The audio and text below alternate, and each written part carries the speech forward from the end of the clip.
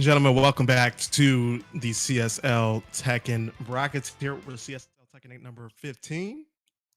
We have got quite some amazing competition here for you today. I got the bracket pulled up on the side here, and I got my man Batman Hat joining us here for CSL Tekken number 15. How are you feeling today, Batman Hat? Oh, I'm feeling good. I'm feeling pretty good. Yeah, no, it's a pleasure to be here. I saw them pinging the hot up mic thing, and I was like, ooh, Tekken tournament. I haven't done this for a little bit, so no, it's always good to hear. For people who don't know who I am, I'm like just I usually just go by John or Batman Hat, whatever all y'all prefer. I'm one of the tournament organizers up in Edmonton, Alberta, Canada. And I do a lot of commentary and stuff for that and help out with the scene. So it's always nice to see kind of the wider circle because I get so busy with all that stuff. I don't get to see some of the more talent North America has all around. So it's super excited to be here. But without further ado, if you want to keep bringing us in. Oh, that is something that I'm curious about. My entrance to the FTC, I was kind of learning a lot about the online scene and the EU. Those were a lot of the contacts that I was, finding out. Those folks like Ruzu and whatnot were kind of helping bring me into the scene. When you talk about running Canadian brackets, I'm kind of curious about that. The only thing that I'm familiar with in terms of Canadian brackets is Defend the North. So what else, does the Canadian FGC have to offer? I'm curious. So kind of the extension of it is one of the bigger events we have over on the West Coast currently is Battle of BC, which was primarily a Smash event when it started, but the organizers have branched out and included Tekken, Street Fighter, BlazBlue, and a bunch of the other games from there, working kind of with Vancouver Street Battles and whatnot. Who was the team who brought, if anybody saw Pinnacle in the last couple years, I can't remember when the last big one was. We had a smaller one a couple years ago. And they've unfortunately just run into some financial issues, so I don't know what's up with the gaming stadium at the moment. But they are running a lot of the big events out here and have been doing it for many years. So that's one of the bigger ones to look out for. Here in Edmonton, our biggest we've run so far is GameCon Canada, which we ran a I think 8-game bracket sponsored by Intel, which we had like 60 plus entrants and way too many games. It was pretty awesome. Toronto still has our biggest scene. Like Electric Clash is going to be our biggest Tekken event to go see. Big shout out to them. The organizer, his name's Vin, absolutely beautiful human being. He's helped me a lot getting into a lot of these things. And I do a lot of work with Norquest College. Big shout out to them of just helping us get like events going on here, both at the small, like kind of monthly, like regional scale, all the way up to larger things that we're looking to in the future. And I know even like the West Coast, like I'm forgetting the name of it, but they have one that's actually like in a church in Quebec, and it's super cool. It's super cool, and it's run by the Montreal Air Dashers. So there's quite a lot of events kind of mixed in between it. You guys can find me at Batman Hat at Twitter or even the Discord if you're here if you want to know more. I have contacts to quite literally every Canadian Discord, and I also made a Canadian Tekken Discord that isn't super active, but it has the contacts for everyone because it was very decentralized earlier, as you were kind of saying. It was hard to find stuff, so I tried my best to give us a common ground to meet on. I see. And I'm also intrigued when you say that you're working with a university on this kind of stuff, like a program where players, kind of, I know that esports is really starting to become like a force in not just the gaming medium, but we're starting to hold it to the same standard as like team sports, like big national leagues and whatnot. So is that a program that you guys have over there where like players can get involved if they want to be pros or if they want to do production, back end TOing, commentating? Is that a thing that's going on over there? Oh yeah, so what they currently have right now is outside of they just have Norquest Esports that sponsors a lot of their programs. They'll do things ranging from like FIFA tournaments to Street Fighter, Tekken. The organizer Carlo, I'm forgetting his last name off the top of my head. It's just such a gem to work with because he like gets it. He played fighting games growing up. He understands that this isn't a surprise to anyone. Esports aren't very profitable, and he understands it's more for that appeal, more that exposure, bringing up the scene, right? He's not just there to be like, okay, let's get some bank. Like it's a very much an understanding of what the scene can give and what he can give by getting into it, because it's a very low maintenance thing. But yeah, so they have the varsity program where players from the university can get a scholarship. I think it's about $1,000 for the whole year for one game. And then you get to do from that. You play in that. I'm actually one of the coaches for the Tekken squad for that. So you get coaching. You are able to attend tournaments. and as well as them hosting brackets and whatnot at their own pace. They're working on doing programs like into the esports business and sides of things. And if you want to work on back end stuff, you can kind of just work with the organizers. They don't have a formal program for that, but we get them a lot of TOing experience at, like, say, GameCon. Like, all of the Norquest varsity students were there helping me TO and run the tournament. Awesome. Yes, alrighty. Well, it sounds like we're ready to get into games. Very cool. If you want to lead us in there, Mr. Hype Man himself. King Serbot versus Eno here. So Eno going to be our Frenchman in the building, and King Serbot going to be one of the resident Bear players here, representing Breakout Esports. Serbot has been in a lot of these online brackets that I've been watching over the past couple weeks, putting hands and feet on a lot of these people here with the Bears. Bears being one of the bigger narratives that have kind of just, I think, since season 1 faded out a little bit.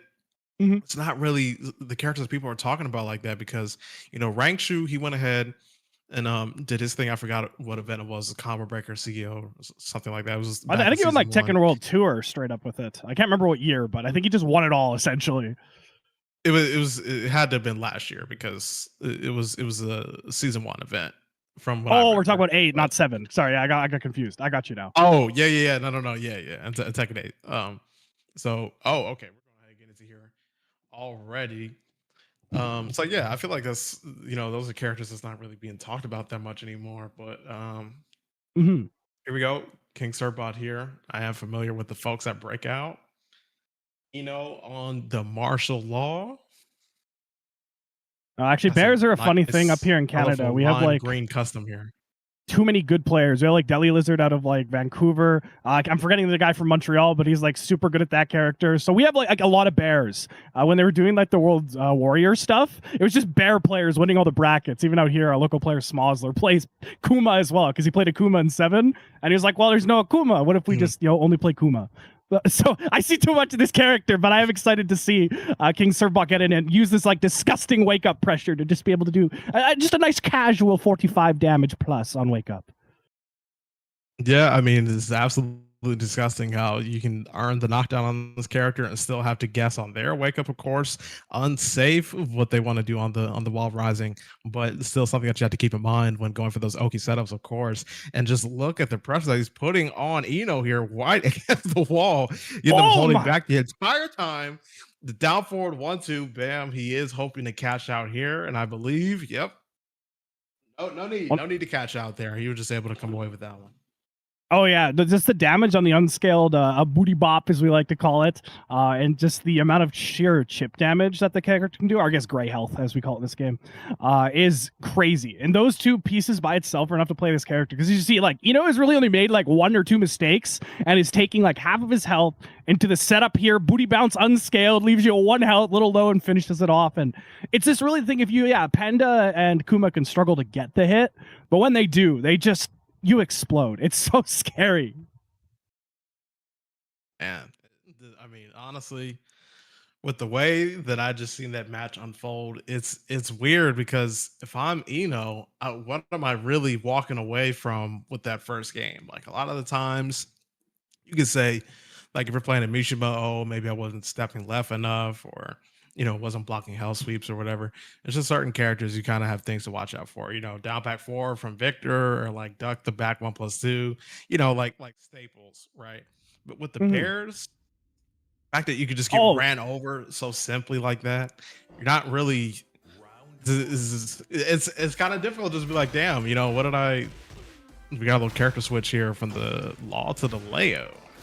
Yeah, exactly. Going from a very much, I don't want to call him like a gimmicky character, but very explosive, very in-your-face character to kind of very solid fundies with some mix-up stances in there. Leo is actually the character I play. That is so fake, by the way. You can just poke them out the whole time.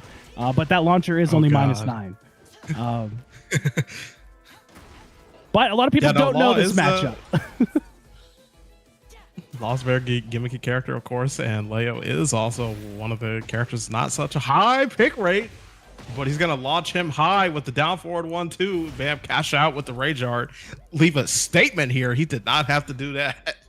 Oh, exactly. You just see like, yeah, one little mistake, like that drop in the combo there sets up for the spacing trap and gets whiff punish, and that's all it takes. So Smosler over here, like back when he played Akuma, he really understood that like Demon Flip was messed up. It was like you were taking no risk by doing it. You're gonna get float comboed. Oh no. So he did the same approach with Kuma, where he kept finding all these strings where he would do like 8 million chip damage and get you to try and press in it. Because counter hit, he gets a huge knockdown into Oki.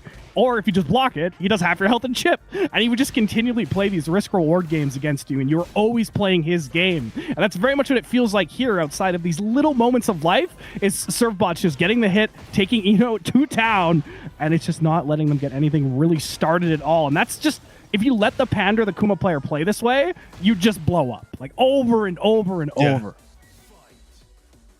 That's kind of the problem. You really don't have to let them play this way, but you take a lot of risk here, right? Like a lot of the mind game that Panda players like to install into their opponents is the charge down forward 1-2. And the problem with that is, while the move may be unsafe, taking that risk, and it's a tight window to press in between, you will absolutely get blown up for doing so. You know, hunting bear stance, the options that they can get out of that with the command throw, and the launcher that sends them across town, and then you get the big sweep move, right? There's so many risks that you have to take on defense, knowing where you want to press. Should you step here? Should you, duck here? And one of those guesses, if it's incorrect, then you're in the blender, you're on the snowball, and your opponent just kind of gets to run away with it for a little bit, And King Serbot there making unfortunately pretty simple work of Eno and the 2-0 there.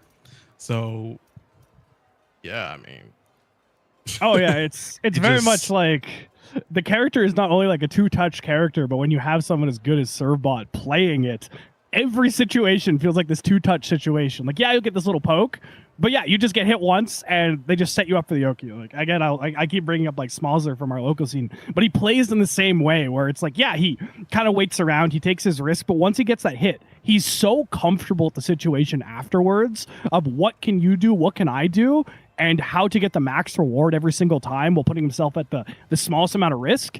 It's crazy, and you just get rewarded for it because of just how high damage this game is. And that kind of takes away from, say, the approach a lot of people are comfortable with Tekken 7, right?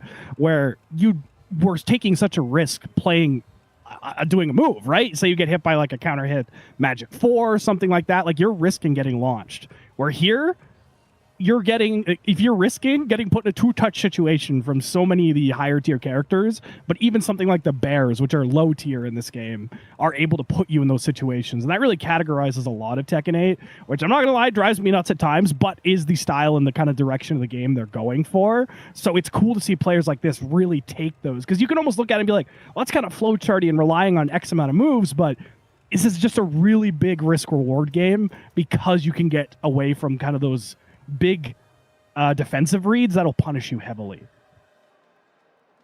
Well, I mean, isn't that all fighting games are at the end of the day? It's a subset of interactions, and when you're in the dynamics of a matchup, you're looking for a particular either move or a set of behaviors from somebody, and you know that when you see that, how you're going to react to it, and you just do that because it may not always be the optimal thing to do in terms of meter build or damage or whatever.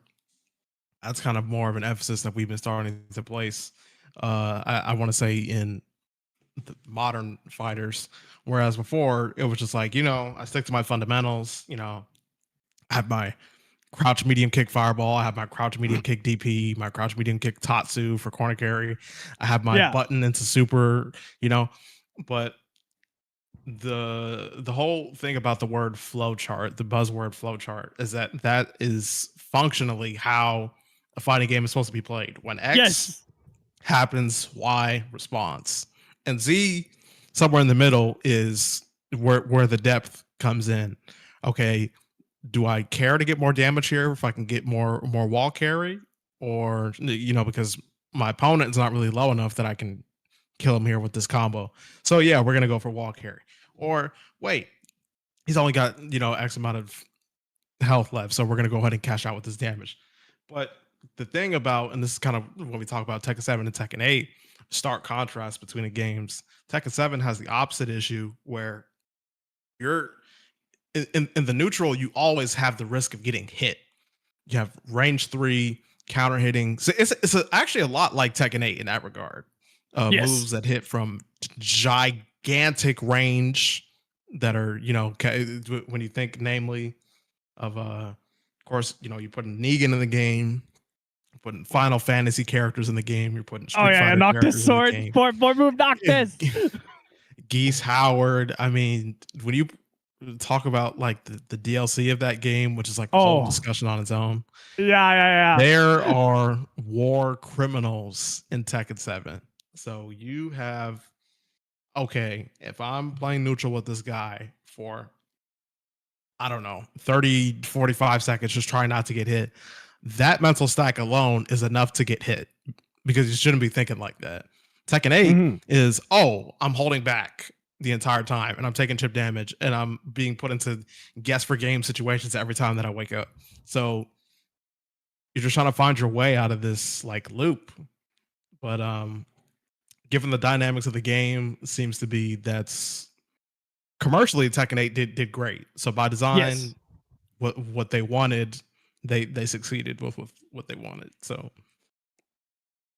oh yeah, no, I completely agree, and that was the thing too. To kind of go back to your point on like flow charting, where I know a lot of people, it kind of got turned to this almost like derogatory term, where I would describe things as like, oh no, he's kind of like doing this flow chart, he's looking at this like thing, because it is fundamentally what fighting games are. It's what's the word I'm looking for? It's like educated guessing at the end of the day, right? Where that flow chart is you working through your thing. It's not that it's like, yeah, you can be predictable for it, but that's because you're not doing it correctly, right? Or your flow chart's lacking depth. Or when I'm teaching people too, it's like, okay, you've looked at all these options, but then somebody did this and it completely ruins your thing. Now you have to, okay, how do I deal with this now? And that you kind of just keep slowly adding onto this subconscious flow chart as things go on. But anyways, to get back into our next match here, we're going to have King Sirbot versus Maidenless.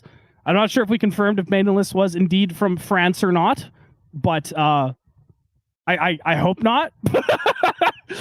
Because I love this game as much as the next guy, but that netcode will explode. For the sake of the connection.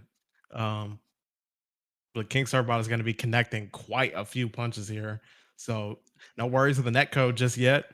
Into the Honey Bear stance, chipping away with those lows. He wants to get the back 1+4, but he's way out of range. Not able to do so. Big counter hit there.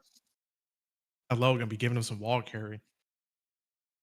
Interested to watch this match because I don't really have anything. I don't have any insight on Bear versus Williams' sister matchup quite yet. I could not say I do either. Sister. Yeah. I mean, I don't know. It just seemed like Bear's kind of just. I got to be honest. After watching what King Sirbot is doing in these brackets, if I hear any downplay from him, I think I'm just gonna have to put in some earmuffs. I'm gonna have to put in some earmuffs and just. We've been dealing with that so long. All of us are just like, yeah, bears are bad, man. As Smosler is just destroying us all up in our bracket. And we're like, guys, I'm dying in 2 hits. Help! Help! Just beating the shit out of anybody they put in front of him in these online brackets. So, I mean, I don't know. I guess when you get into the intricacies of it, there might be, maybe his dot forward one needs to be 5 frames quicker here, or maybe HPS. It's like, okay, yeah, whatever. You're beating the shit out of people. That's fine. But we can talk about that another time. Well, the Bears fundamentally, like, yeah, they have slower moves, right? But you do have like your jabs and like good, they're just ranged normals to kind of keep people honest. And especially with like Hunting Bear having as many good transitions, well, having actually good transitions, I think is the best way to put it in this game.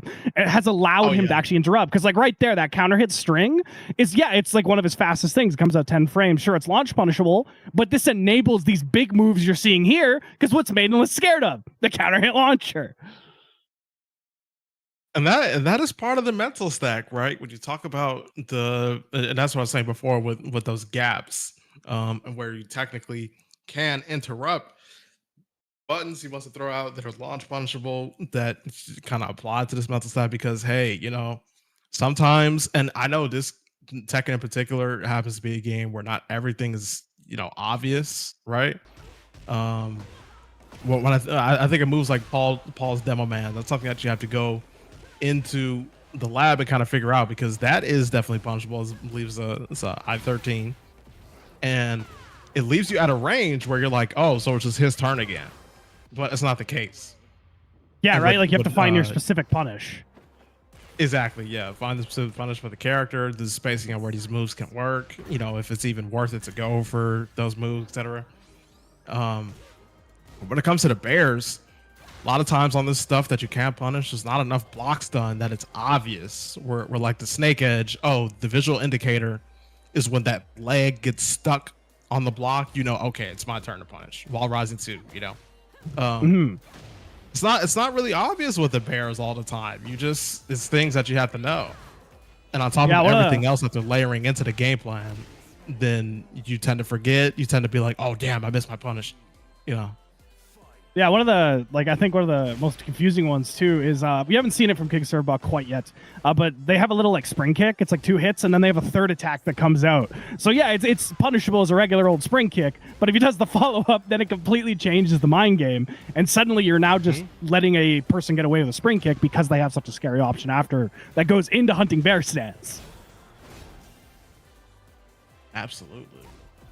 And right now, that seems to be like. Looks is getting a bit more comfortable in the matchup here. The back 1+4 is going to land, but no full combo to come away with there. Oh my goodness. He still got. Oh my God. He is kind of living up there rent free right now, seemingly not able to punish that forward 1+2, but that's fine. He is being quite well on defense here. Oh, wait, never mind. Could do that stance. I believe that's a down 4-2. Oh, I love the spin. It's so funny. I mean, let's doing a really good job like counter poking across the stage. Yes. Now they're doing a fantastic job at just counter poking here against Servbot. Oh, great duck. See that move? That move is so confusing. The gunshots. It looks like she's shooting you in like your middle of your sternum. No, it's a high. It's a high. So the thing about that move too, the guns in particular, is that you do have to be a bit careful with that because there's a lot of activity on that particular move. So if you interrupt a bit too early, of course, those projectiles still coming out, then you will. Oh my goodness. Yeah, I'm pretty sure that you kept blocking hunting bear stats, so he was going to snipe him out of the stats, but he spaced it. Wait, that was actually so sick. Way out of range there. 1-1-1. Going to be connecting there, hoping to get some ball carry here, I believe, on the pseudo infinite. Yeah, and that's it's pressure Panda gets especially there. Oh my God, that went over that. Oh my God! Oh my Jesus!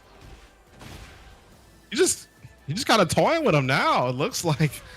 Oh my God! Man. Oh man! Well, oh man! And that's like it'd be so hard to approach this character too, because not only do you have like good keep out moves, but when you're good at using kind of the unconventional movement that Panda and Kuma have access to, you're able to just kind of play out this long range game that you just can't easily get into. It's so cool. And I love seeing people play with it. It's like, you know, like good Yoshi players too, where it's just like they're playing around with their, again, unconventional movement. And to see them use it to like such a great extent there was awesome, because you saw these moves that we all have been online. We played against Anino once or twice, and we're like, yeah, I got hit by all of those. All of them were just flying over the bears, was spacing it out correctly, like just had the read in its purest form. Absolutely. And you know, Tekken being known alongside, I guess, Guilty Gear and platformers as movement games, that's a skill set on its own. And that's one of the things that if you can utilize against your opponent, in some aspects, you may not have all the optimal punishes or crazy setups, but if you have better movement than your opponent, then you're fighting more than half the battle at that point, especially in this game where everything is, you know, hitting from cross football fields and they're all heat engagers, power crushes. And in that case, in a game where I think the funny thing about Tekken 8 misconception is misconceived all the time is that the game has no defense. Now, that's not the case. The case is the offense is good enough that it makes it seem like, you know, because somebody gets ran over here and there, that, oh, okay, yeah, the game has no defense. No, the game has a lot of defense. And in fact, season 2, in terms of what they hope to deliver with the improvements to stepping and buffering movement actually did deliver on those things. It's just everything else, you know, Yeah. giving the King buffs Jaguar sprint. And okay, well, Jin no longer has, counter hit Demon Paw into full combo. Well, we don't care about that because we gave him a whole bunch of extra stance cancel shit as well. So, um, but the game does have great movement. It's probably some of the best stepping that's been in the series since like 5DR. So Yeah. No, that was a big thing too. I'm happy they're finally fixing a lot of that stepping, because that was my number one complaint from season 1. Is actually like I had fun with it, but I by the end of it, when everyone understood that, oh, I can just throw the whole string out and it'll autocorrect, it became significantly less fun. Where earlier on I was like, oh, I'm stepping everything. This feels great. All right, Mainless versus Dark Slayer on lower brackets. Our next one up there, you for Slow Rock. I know you put it in chat, but just so you can verbally hear it as well. I was happy that they're starting to implement those again, because that was my biggest critique of the game, honestly. Is like I was fine because I'm like, okay, this is the direction they want to push it, yada yada. But oh my god, making everything in its dog just home was so annoying, because you're like, I'm so sick. I stepped out. Never mind. He like teleported 480, kicked me in the shins, dove over me, and then like put me in the wall. And I'm just like, oh, okay, that was great. Thank you. But actually, one thing I kind of want to get into is we're getting the match as well. Is I've noticed a big thing with a lot of Tekken players getting used to Tekken 8, because Tekken 8 almost plays a little bit more similar to a lot of your 2D games, where you're playing a bunch of neutral, and then if you get in, your reward is putting somebody in a pretty scary situation. Because let's think of like Street Fighter, right? Like if I get in, I fundamentally get to put you in strike throw, but that's kind of your fault for letting me get there. Or in games that have a 4-way mixes, what the hell? It's usually because you let them get there. And Tekken 8 very much does that, where like the older games, especially with like say 5, where you can step almost everything, you could always interact at almost more points. And this game has more things where it's like, okay, you got to hold this now because you let them get here. And as you said, with like the fixes of the steps, that's kind of reverting back a little bit more to that straight interaction. But that was a lot of the growing pain I noticed from the community when this game first came out. And I think that's still a sentiment that they're, oh my goodness, the side step is down 4-3. Absolutely beautiful there. Is Darkslayer going to be getting a bit of wall carry, but it's a little interesting octagonal stage that we got here. So, gonna be ducking the spit. Woo! The big there. Plus against the Darkslayer seem to be real comfortable here against the Nina Williams matchup. But yeah, this is the sentiment. There we go. The nice 1-3 punish. Could be putting up into a relaxed stance. And even there, able to get a punish. There was a launch out of that. Setting up once again into relax 3-3. Yep. Go ahead and get your charge. There's going to be opening up some opportunities here, and the relax 3-3 can go for the 3+4. Yep, there it is right there. The relax 3+4 is the low mid sequence there that you got to block both of those. Okay, speaking of stepping, we tried the small Tekken, and then the correct response. Step to the down forward one's weak side. Oh my goodness. Lax 1+2. That is going to be a mid launcher there. Oh, nope. There's no opportunity. Oh my goodness, he missed a big punish there. Yeah, not the biggest punish, but does have control of the wall here. I love the delay teching from Darkslayer. He's managed to escape from so many scary Oki situations with just good patience. Oh. No punish on the down back 1-4. Oh, big low parry there. Nice little low parry. What's the setup going to be? Oh my! Okay, barely alive. Dick jab. Oh, no. I was wrong. Oy. All right. Oh, no. Oh. God. Almost not sure if that was like a good preemptive timing, but I really feel like that was supposed to be something else. Darkslayer actually being one of the few eddies that we have in this bracket here. Actually, no. It looks like Elshed, according to StarGG, DQ'd, but some other eddies we're going to have over here is Lemus Alexander is currently up in the winner side of the bracket. But yeah, we're getting a bit of Eddie representation here before we move on to the brackets. Kind of seeing a bit of a taste of what we can expect later on. I love North America, and it's wacky characters. I mean that in the loving way, where they all have these like unique movement options. And I mean, we've just been seeing it in like pure display of like how good they are at utilizing these unorthodox movements. Oh my God. Oh, it's an infinite. That's the real butterfly loops right there. But really, a lot of this game For has the come down. down to can just Darkslayer get right into Maidenless's face and then run the mix, because Maidenless doesn't look super comfortable with the matchup.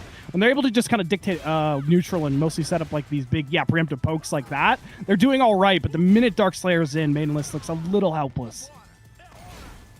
Yeah, it is kind of a constant guessing game here against Eddie Gordo, where, if he goes ahead and put himself in handstand stance, there's essentially two different sets of OS that you are constantly worrying about depending on what stance he's in. The relaxed OS is going to be a mind game between going for the 3-3 that gives him a bit of install, which is launch punishable on block. Although, if he decides to go for the 4-3, which is a heat engager, that is still punishable, but not by much. It's only about an I-12 punish. And of course, he can do things like the mind game where he goes from handstand to relax to handstand to relax. And that just, a lot of the times when people do that, it makes the opponent stand still because they have no idea what's about to happen. And he's quite evasive as well when he decides to transition between those stances, which allows him to continue his pressure. Very nice big low parry there.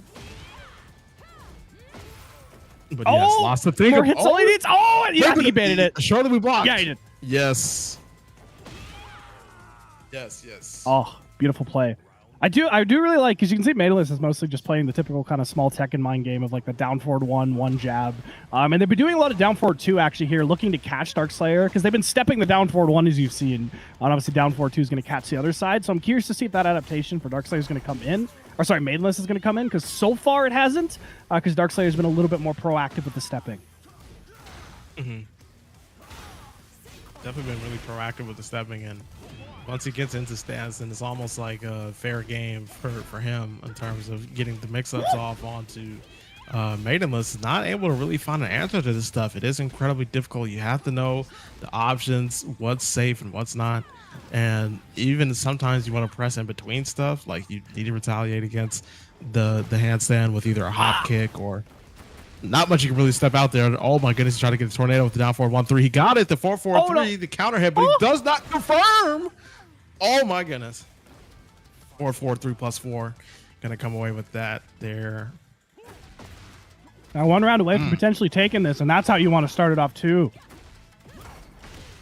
Yep, down 3-4 counter hit is going to guarantee the command throw. Only works against crouching opponents, but yep, that counter hit. Oh my goodness. I forgot all about that tool. I'm not going to lie. That was sick. Really digging between the layers here, busting out some niche counter hit moves. There we go. Go ahead and stop the approach after he's popping heat. Gonna throw the heat smash out yourself. He still got his. Puts him in relaxed stance. Are we going for? Nope. No 3-3. Oh my goodness. Oh, the interrupt.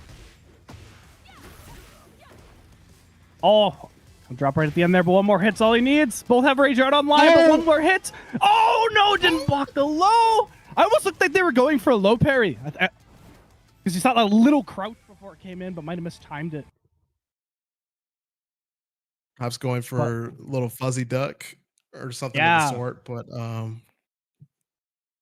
I mean, too many options to deal with there. I had a little rank run on Eddie myself, so it is mostly just, especially at a certain levels in my game, people don't want to respect anything. So you can get some really easy setups off on people. Of course, the 4-4-3 plus 4 he went for and I believe it was the 5th round, is going to leave you with some plus frames and at some distance where if they don't respect it, try the back 3 plus 4. Well, we don't have power crush heat engagers anymore, but back in season 1 when we did, that was almost a slam dunk. People just pressing through that, thinking that it was their turn. You know, the counter hit on the forward 3, and even when they block it, still you're not really getting much out of that. He just gets a lot of opportunities. There was even points where I was just doing ground start handstand.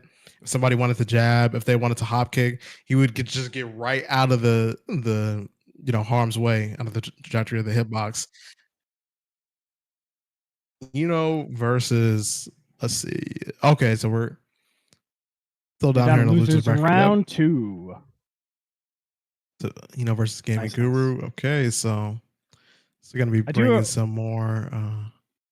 I do got to give it to Maidenless there though, because a lot of that was them just like that first round, just trying to understand and look through it. So then they kind of sat down, were using a lot of their small Tekken options to kind of poke away, try to figure out, okay, how can I interact with the situation? How can I deal with this? Because very much a learning opportunity, if you will. And just did such a fantastic job. And you saw near the end of there, it was bearing fruit, like so many counter hits, that niche counter hit in the one situation, really probing with down forward twos to figure out the step timing. And then just kind of playing around there. Down forward one that was getting outplayed earlier, they were able to start using that tool again.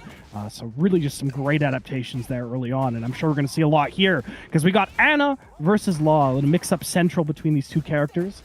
Anna obviously a little bit more at the forefront, but Law is no slouch, especially if you can do the little, oh, what the heck is that, the tech with the wall standing for?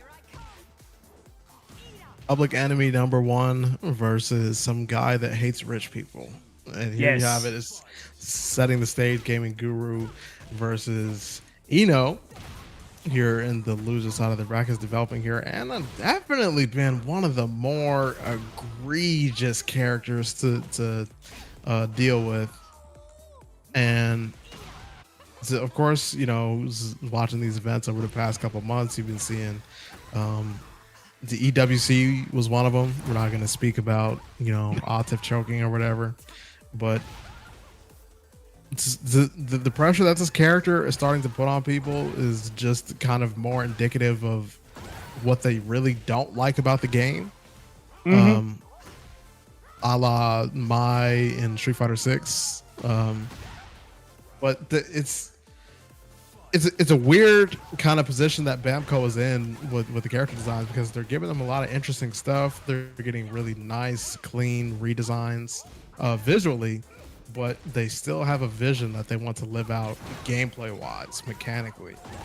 And since the game is doing commercially well, there's not enough that they can say as to justify not making characters like this.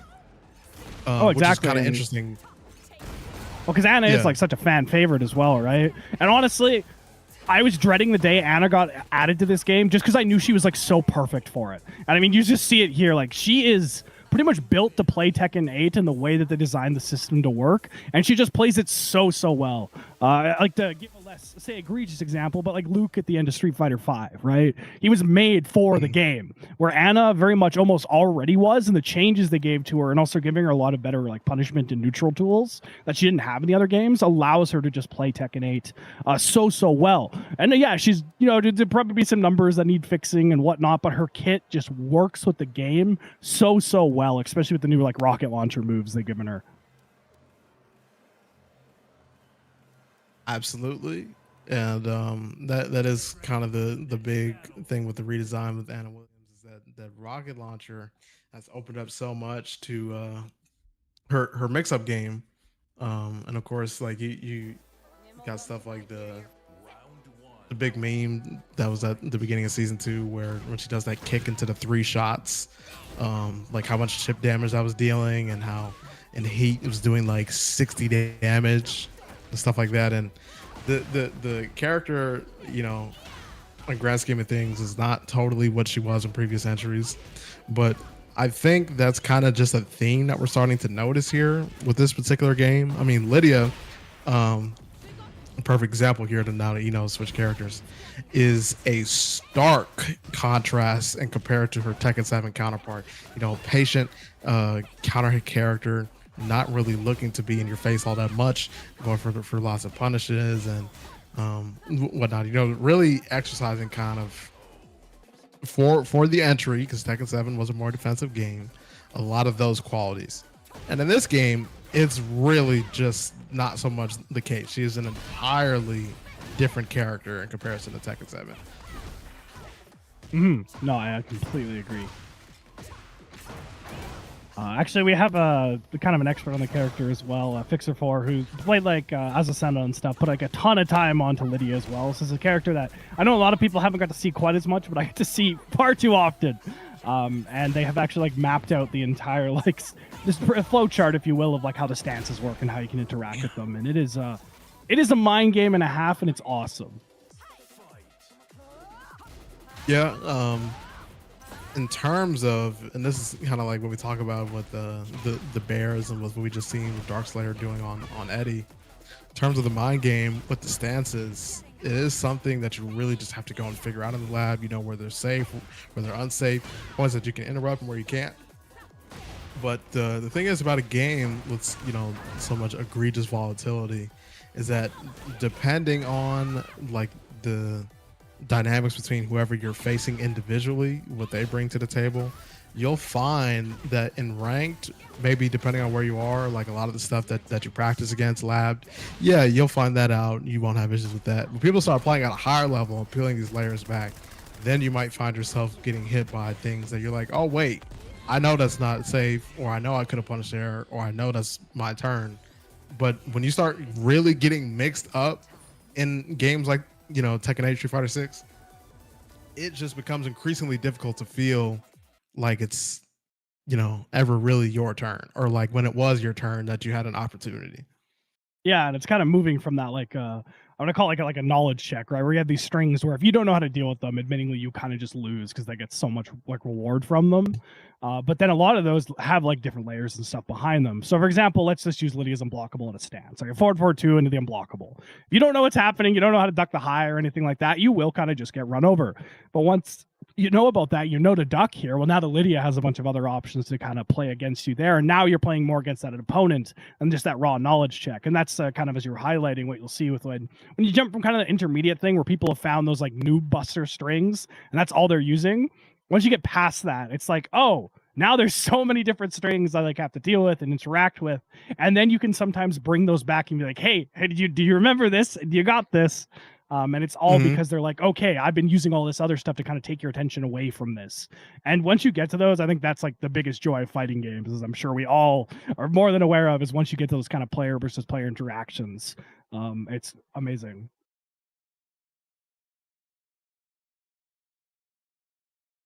King Serbot versus Oni Rhythm in the winner semifinals here will determine who gets to move on to the winners final to play the victor of Divine X and Lemus Alexander. That is going to both of these sets are going to be fireworks. And let's see here. So Oni Rhythm, this is real interesting for me because I know him since season 1 to be a Shaheen player, but folks have their reservations about him just not being totally competitive at this level. I think tier list is not really something that people consider that much because when you fully optimize a character, then you are just, again, like you said, playing player to player interactions. You're not playing system mechanics and, you know, meta setups or whatever people like to get into. I don't know. It's the same thing as getting into odds and like team sports. It's like, okay, well, at the end of the day, whoever plays better that day is just gonna win. So that's kind of the dynamics of that. I'm not really used to seeing him play Nina, and I was watching Tekken a lot in season 1, but this seems to be the route. This is the route that he's chosen. And it makes sense too, because if you look at like kind of the top tiers, right, of like who plays that kind of fundamental like mix-up style, because obviously Shaheen, you have your full crouch mix, is really what a lot of his stuff's based around in this game. Nina has access to that, but still has a bunch of great fundamental pokes, counter hit tools, strings, or she can either fish for that counter hit or go for like a mix-up or a reset instead. So she weirdly mirrors Shaheen a lot. Just her execution and the way you do it is quite a bit different, but the idea of what you want to do, I think, is quite similar. Yeah. Very true. But King Serbot here. Oh my god. I get out of the pressure. I looked over at like our little caster screen, looked back, and he was dead. I was like, oh no. Just really putting into perspective just how quickly the tables can turn here in Tekken 8, but really wanted to get out of that pressure with the spring kick. Should not have been a big issue there for him to do such a thing. But wonderful bait there by King Serbot to be able to punish that. But now Rhythm has a bit of the advantage here. The wall standing 2. Going to be a big punish there. And yeah, we're going to go ahead and pop that heat. Maybe going for a setup here. Yes, he is. Okay, one more minute. It's old. That's one of those hard to punish moves we were highlighting her from earlier. It's a really weird spacing. Oh, and again. Oh my goodness. Okay. There we go. There we go. Gosh, it was twice in a row. See, I guess he's testing him. He's really testing him now. but I think this really shows, we were highlighting earlier where like it looked like King Servbot could not be stopped at all. But when you have like Nina, who has so many good like just quick pokes, you see now. Oh, Panda does have a lot of slow moves, has a lot of linear moves like this. When you get familiar with the matchup, now if you get them right, oh, you get such a reward. But it can be so difficult with a player like Rhythm, who's willing to put that pressure on and keep it going. Nice break on the chain throw. That would have been death there. Oh, calls out the armor. Oh my god. Oh my god. Oh, that doesn't finish it. Woo-hoo! No, yep. He knew to keep it safe there because if he finished the 1-1-1, he Rhythm no! might be looking for that. Oh, when he got punished. But nothing on the 1+2. Oh my goodness. Would have definitely been a big counter hit there if he were to get that. He's being very cautious now. He knows who he's going up against. Not want to finish that 1-1-1. Yeah, not really getting like counter hit 1+2. Not getting like a lot of punish too on the armor move here from Rhythm as well. Like that's kind of what like lost in that situation there, because two of those punishes gets the knockdown, kind of brings it home from there. But is still looking like a lot stronger this round here, but hopefully doesn't get stuck in a situation like their last time. And Rhythm's got started. I think that's guaranteed on side turn there. Nice break. Oh god, the activation comes down. No, Servbot does have access to heat. Okay. Has access to Rage Art. See, charging it up so you can let that go and make it punishable. It's so scary. Rage Art online. Oh, nice interrupt, little dick jab. One more hit's all he needs. Can he get it? Just small Tekken down forward ones mixed in between it. And that's where you can really see kind of that weakness, quotation marks, of Panda, where yes, you have these huge, long-reaching moves, but if someone gets into like kind of that knife range on you, and they figured out how to get around your 1-1-1 string, which is that big counter hit launcher, like slap you guys saw, it can be very difficult to pilot this character if your opponent gets into that situation. That's a lot of playing this character, is keeping them away. So King Servbot uses a lot of those like ranging normals, unique movement to kind of stay away, or that going for that move there. And I did confirm it because the first hit, and I think he thought it was a counter hit. I thought it was too. I'm not going to lie. It's absolutely tragic. Ended up blocking the second one, but tried to take his turn back and got tornadoed for the trouble. But quotation marks is hilarious. Yeah, I mean, I think you know, there is a set amount of weaknesses that the roster has, and some of these characters maybe not pre-nerf Clive, because that was I'm not even gonna speak on what that was, but yeah, you know, characters have some set amount of weaknesses, and it kind of feels like at the moment King Servbot is having trouble kind of getting through to Rhythm here because he may be a bit more comfortable with the bear matchup. He's had a lot of success in that first match there. But now Rhythm starting to enforce the slow Tekken on him means if King Servbot is holding back, he doesn't have the opportunity to enforce a lot of that stance mix, those setups that he really wants, and finds himself canceling these strings, trying to go for the counter hits, want to go for the forward 1+2, keep things safe. Yeah, he's not even much in HBS after that round where he was whiffing the launcher twice in a row. Starting to be just kind of standing up a bit more here, really trying to enforce a small Tekken. Hop kick could be blocked there into the wall too. What a duck! No, the drop! Oh, I like the patience. Oh my goodness. But a lot of that too is he was getting away with kind of the funny, I say funny again in quotation marks, stance stuff. So he knew he could sit there and wait on that mix-up.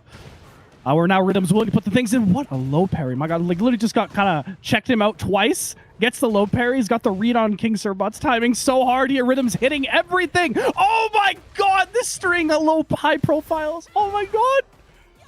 He's not dead, but this is terrifying. We are one hit away, ladies and gentlemen.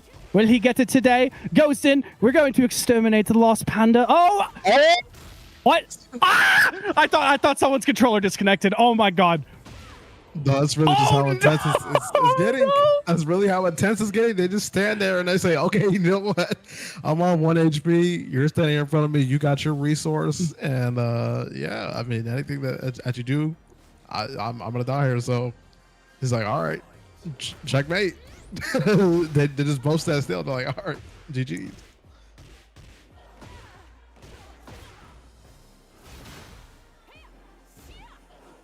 Oh, goodness. Wow, to that kick there. Trying to force a small Tekken on him, but yep, of course, down forward 1 into the full crouch as we were talking about previously. Really trying to mix him up there, and he was able to do so. But now King Serbot really taking his turn back, does not want any of what Rhythm has to offer. He says you can keep that. Oh my, I forgot you could cancel it at the second hit of that. Wait. That was actually such a sick reset because he was expecting him to try and block the low second hit. Oh, okay. Yep, he's dead. Damn. Wow. King Serbot going to be taking this first round here. That's kind of the interesting thing you'll see out of heat usage between like Panda and Kuma as well. Kuma has such a good heat smash. It's kind of like Jax in a lot of respect of like how you use it and how you engage with it. Where you really want to be using the Xiao Yu kind of like plus frame move here. Like Panda's heat smash is good. It just doesn't have as much range as Kuma's, I think. So you don't seem to see it used in the same way as much. So I've really been liking how he's using the heat to kind of extend combos, keep pressure on here, and just keep stuff going like this. Because now he has access to a little jump move. Okay, heat activation comes out. Ooh, always for the punish, but keeps it safe. Oh, that's right. Step it that way. Big sidewalk. No big punish on the sidewalk, though. He was able to get out of harm's way. And he does have his resource. 13 seconds left on the clock. Trying to open him up. Oh, no, my goodness. He's able to get down, but it's full kills. Oh, we have to articulate just how scary the situation that is, too. I think he got some added damage against the wall. Yeah, get the added damage too, because like usually you can roll out of that, but you can't at the wall. And just you could see how she's winning with like the small Tekken. So when you have Panda up against the wall like that, that removes all the range advantage you have. You are completely dictating the pace. So that's why King Serbot was kind of almost desperate to get out of there, because that is just a winning situation for Rhythm. And we've seen it come into full fruition there. But of course, we are first to 3, though, so it's still anyone's game. 2 rounds on the board. Can one of them take the lead here? Nice step. Activate. Doesn't hit on the ground. Nice block on the wake-up pressure here. And for anyone who hasn't had to deal with that little overhead hit right here, he can let it go early and it's punishable, or he can charge it and he's plus and does a heck ton of chip. So you don't really want to press on it. There's that little spring kick I was talking about. That move, it's so cheap. It's so cheap. And that is the mind game there. He does go early, of course, and you know I think the real fucked up part about that mind game is if he lets it go early, a lot of players might think that that's the one that's not punishable, whereas the charge might be. And well, it's also like just, if you've been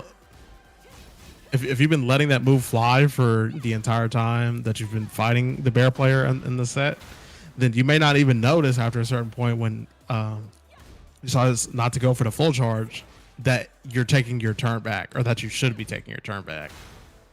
Exactly. Yeah, you don't know like when it's fully charged, because it is kind of hard to tell. It's like even a lot of like Heihachi's moves where like they're middle charge and you can't quite tell they're full.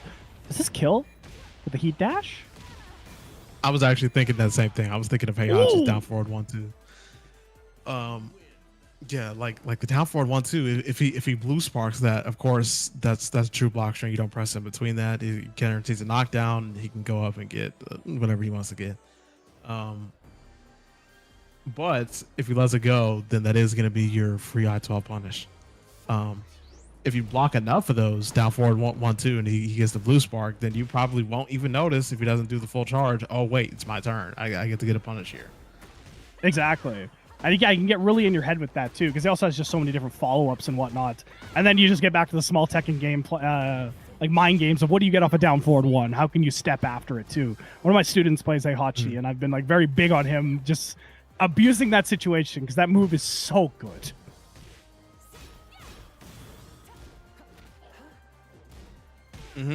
Tech out of that. Oh my goodness. Back and forth here. Those the one to force the small Tekken here. The down forward 1. Oh my god. No, and Rhythm's just counter hit timing here has been so good this entire game. Absolutely, yes. This set is Evo Grand Finals-esque, and we have not even made it to the winners final yet. It's really kind of putting on a clinic here, the both of these players. Yep, keeping them blocking for too long, but of course, not going to be to a benefit of Rhythm's now. The kind of habits that King Serbot has been taking advantage of here is going for those big block strings. He likes to use a lot of those highs. He blocks the down forward 1s. He's not afraid of that. But when he does use a lot of those highs and he goes for the wall standing too, he gets his full punish. Oh my goodness, he's going to go ahead and cash out here. Oh, One nice for the roll. Oki. Nothing there. Yeah, just looking for counter hits. Small pokes. Keep it on. No bring on the throw. Yeah, it does get the roll tech, though. Oh, he actually could have went under that and punished. Oh. Okay, one more hit. It's not guaranteed off of there. I like the reset. Oh my goodness. Just let it rip. Just do it. This high step down forward 2 is going to be a nice little, cheeky punish there. The QCB 4.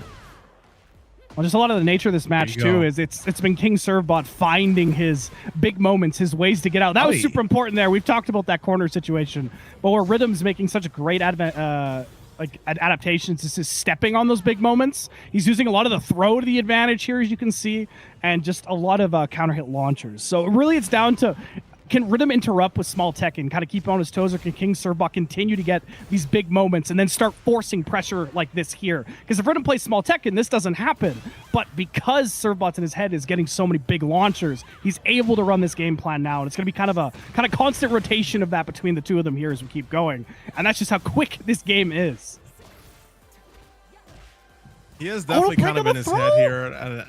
Oh my god. One hit is really all he needs, though. Has access to rage. Charge it up. Oh my god, the weight. Stand there. Oh, it spins on him. I like the sidestep. One more hit. Oh, come back. I forgot that was guaranteed on counter hit. That was so sick. Sweet Jesus. Gonna go for the big sweep there. Oh, yep. Nice. Oh my goodness. The real butterfly loops. Still has access to heat as well. Oh, Kid barely gets him. Now he did get kind of saved there by the float damage. Oh, nice interrupt. Yeah, willing to spend it. Has access to the heat dash. Oh, nice call out. He knew it. He knew exactly what Rhythm wanted to go for. Oh, he does get it in the end there. But what a read on that. I think that was just the armor engagement. I've forgotten the input. I think it's like down 1+2. Doing that thing again where when he stands still, he's in his head, he's saying, yep, checkmate. I got you. Only Rhythm going to be coming away with that victory there over King Servbot. What a set. I mean, we started peeling back layers. We're kind of going back a lot further now into, okay, do I want to keep using the power crutches here? No, I don't. Okay, do I want to continue doing the down forward 1 full crouch mix here? Well, maybe I do, but if I go for those highs, like King Servbot was calling out numerous times throughout the set, he's going to go for that while standing too. So really starting to kind of peel back these layers here. And yeah, that was kind of, I think that was really important for us to see how King Servbot reacts when an opponent is starting to put him on the back foot, really mix him up, and see how he's going to respond to that, because that's all he's been doing to most of his opponents is running straight over them with his mix-ups, and now he was on the opposing end, he's on the receiving end. But yeah, so that's gonna go ahead and move Only Rhythm on to the here. Do we know which match we have coming up next?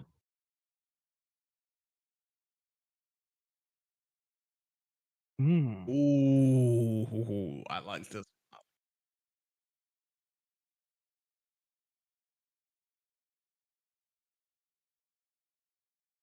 That's fair. That's fair. Well, the voice above has told us if they wait for the ads, we do the ads. If they don't, well, guess we watch Tekken.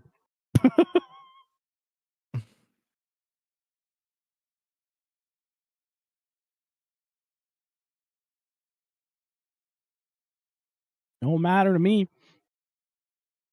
Well, I guess we have the moment. We're always going to go take a quick little break here, run some ads, get some revenue, and of course, there's the Matcherino. You guys can contribute to the pot. You guys have heard the spiel 8 million times. I don't have to say it again. Just go get that lovely little linkies. You don't have to pay a cent. All goes to these great players, and of course, us great casters as well. Because I mean, we're giving Shifu at least like $4,000. Don't tell him though. It's very secret info. Anyways, we'll see you in a bit. Well,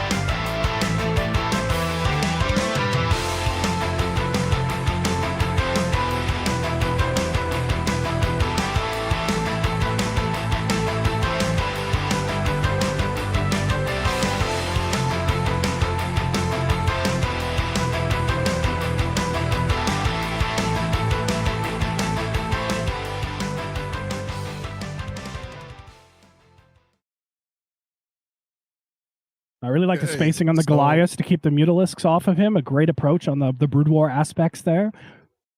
Oh, sorry. We're off the break now. Welcome back, everybody. We're here for our next game of winners semifinals.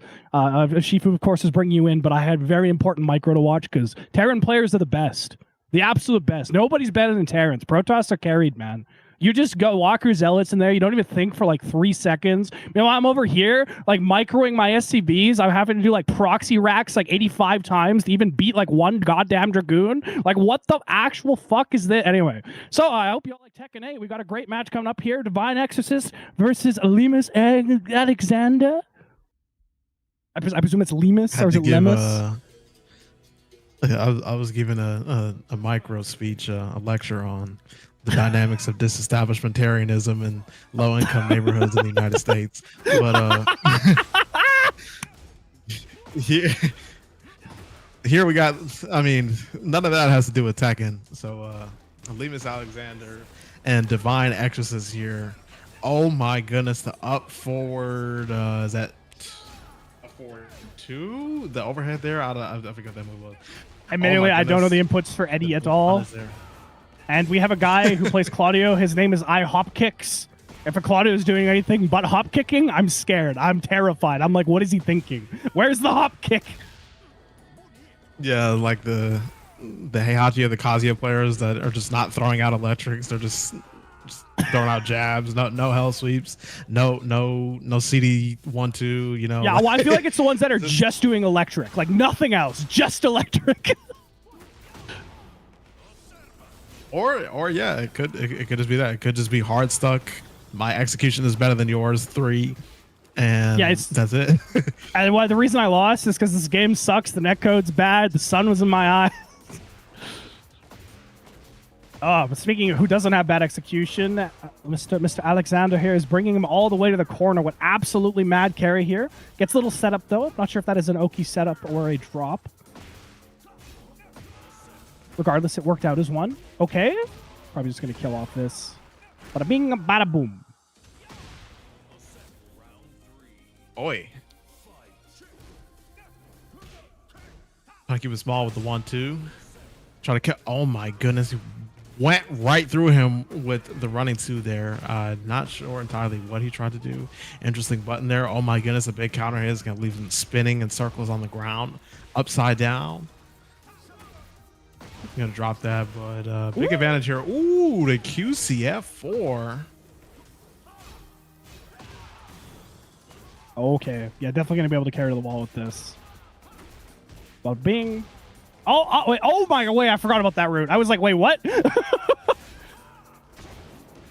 Oh my god, little low parry. Oh. Oy. Already 2. Oh, okay, nice interruption here. No. Oh my god! What? He got low parried again. He's getting red. Oh, he's getting played like a fiddle. It's like Alexander's like about to make this like sick move. It works out great, and then low parry. Golly. Oh, what does that quote go? You know, if I had a nickel every time this happened, I'd have 2 nickels. You know, it's not that common, but I'm surprised it happened twice. I guess he would have 2 because that's 2 low parries there. 2, 4, 4, 3 attempts, but yeah, I mean, it looked like he just kind of ran him over there. I wonder if we're getting a character change here because they went ahead and stepped out of the rematch screen. So, but I don't know. I mean, I think they should just stick with their best characters. As far as I know, Eddie's Lemus Alexander's best character. He was hauling ass in CSL 14. Oh, the Clive Rossfield. Oh no. Okay. I mean, oh yeah. I mean, this is Okay, I realized I was watching the wrong stream, but it wasn't actually delayed, so we're good. We're good. Got that fiber Ethernet going there. I do. I got Teller's pure fiber, boys. Canada finally hit the 16th century.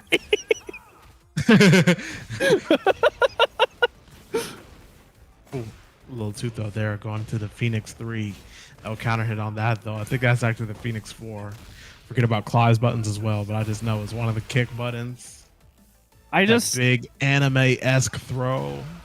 Watching Clyde was about where I started taking a big break from this game. So every time I see him, I'm like, oh my god, his sword's on fire. Ah, it's that sword. Fire! And I just sit there and cry and then hope I block even one of them. Like, I wish I'd blocked that hell sweep right there. Gonna go right into the corner here. Probably not gonna spend the heat, looking for the setup as well. Nice little plus frames there. But the pressure comes down. Alexander looking for one more hit. But Divine Exorcist takes it away and gets the final hit himself. Great use of the plus frames. Yeah, when we keep talking about moves that are just not always, giant sidewalk there to the down forward to punish, that are not always that obvious on when it is your turn, when it is your time to punish. His down back four, while there is a egregious amount of visual clutter coming out on the screen when he throws that move out, not always the easy to react to. It's not taking up the same amount of startup as a snake edge or otherwise, but still getting the same benefits. So yeah, that is going to be another one of those moves, although it's like he has a lot of like kind of standard moves, but yeah, they're clouded in particles, as you said, and it's kind of just deciphering, oh, this is just a hell sweep. Oh, this is just this. Oh my god, what a duck. That little like walk forward fuzzy duck punish. Gorgeous. Gorgeous. Mm-hmm. Amazing Tekken being played. Oy, oy, oy.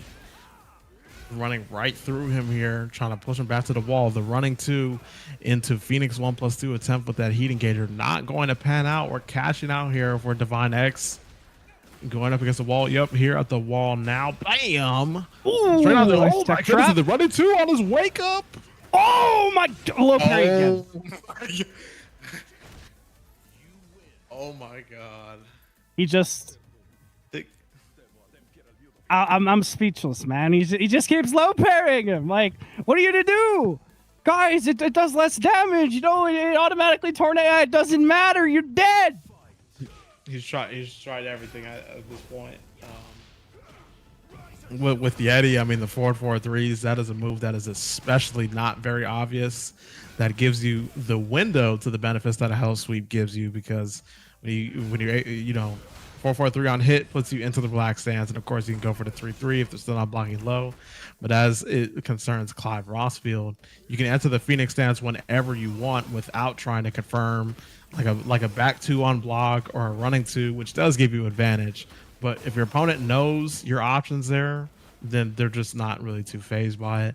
We see Divine X getting a lot of low parries here, but right there, does it opt to go for the Phoenix 4-2 hell sweep twice in a row, and Divine Exorcist just gonna go ahead and let that one slide.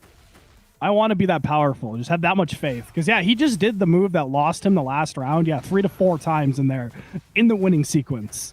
Like, yeah, that's the thing too. You got to make sure you don't get in your head too, because like this is a little problem like one of my other players has, where he will be able to hatchet kick someone 4 times. And then he'll just do a mid, even though they've never blocked the damn hatchet kick. I'm like, no, just keep doing the hatchet kick. Win the game. Like, if they're not dealing with it, like, don't stop. There's no reason to, right? Or like here where you're like, okay, I really got in his head. He's not going to do this, right? But then suddenly that option's back on the field. And that's why I just like, people's different approaches. You talk about the feelsies or the brains and the different ways of approaching the game. How those interact is just so interesting, right? Yeah, it is a matter of just kind of habitual behavior. It's something that I fall victim to a lot. When somebody plays a lot online, this tends to happen because when you run sets against players who are at your the nice duck on the wall running two to get the wall standing two punish there, absolutely wonderful. But when you're playing against folks that are at your this wall carry, goodness.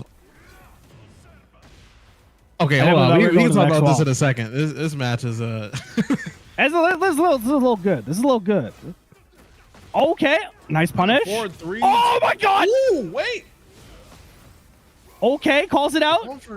Okay, but that means that low is back on the menu. Oh my god, can't look. One more hit. Low. Oh, mid. I got hit. Oh my god. Ow. The timing there. Like I wasn't even playing and I was terrified. Absolutely. Oh, nice setup there to go into the down 1+2. And he did press a button there because you do not get, that is not a tornado on regular hit. Oh my god, the pressure. It's really slicing away here. Trying to open him up. Yes, it looks like Lemus Alexander is getting a lot more comfortable here. Bam. Oh, counter.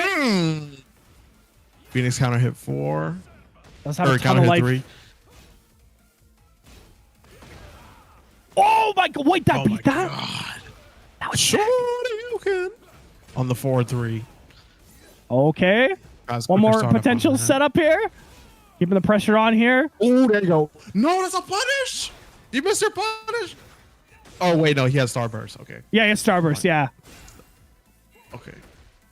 Oh, no, one more hit. No, the timeout. Oh, no, he had so much momentum.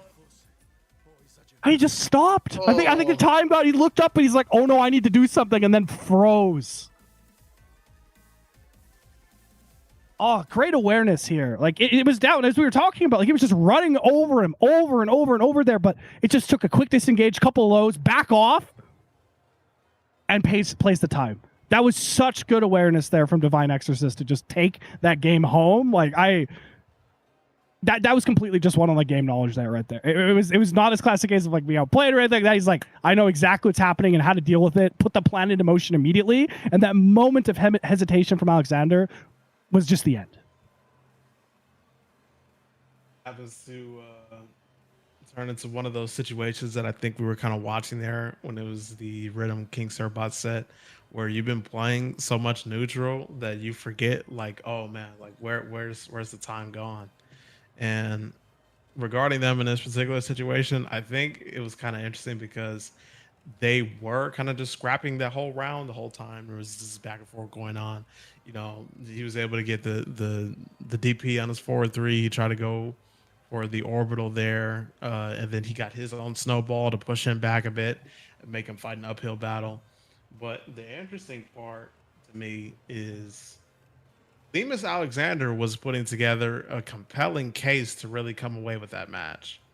It was just at the very last, stretch of that trial.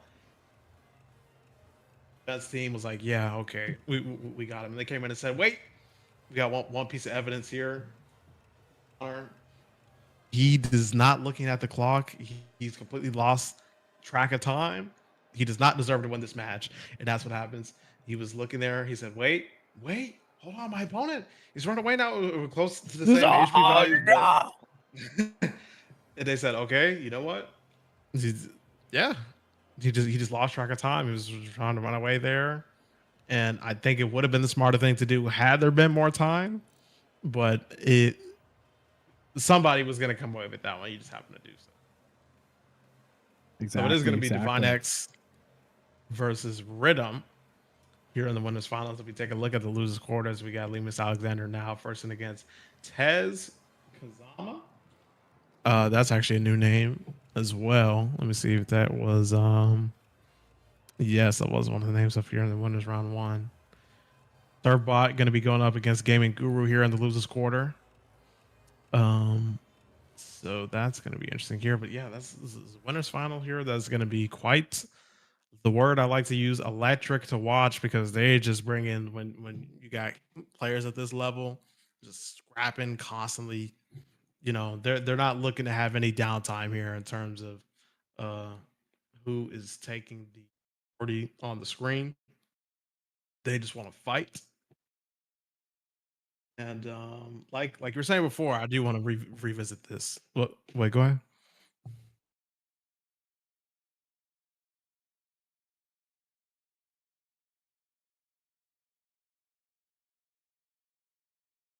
Sounds good. Gotcha. Our big man in our ears that no one else can hear has informed us we're gonna obviously do our lovely little winners finals match here. Go run it up through losers, and then we'll be all ready for the grand finals. The winner will get a nice deserved break, sitting up there on their big winners tally, while the loser gets to work their way up through the bracket. But without further ado, here at our CSL Tekken number 8. Just kidding, it's number 15 because the game is 8. It's Rhythm versus Divine Exorcist here. The winners final. First to 3. First to 3 here. Yeah, it's quite an amazing day of Tekken. Just absolute perfect clinical performances. Ooh, absolute buggery indeed. Ooh, this nice, fine American, previously married, but is somehow not married anymore, woman, has been hitting this exorcist edge man himself from Italy. Oh my goodness, that has broken the wall like they broke in, I can't make that joke. That's very bad on Twitch. It's getting towards the wall here. It wasn't actually that bad, but I'm like, wait, that's TOS. Never mind.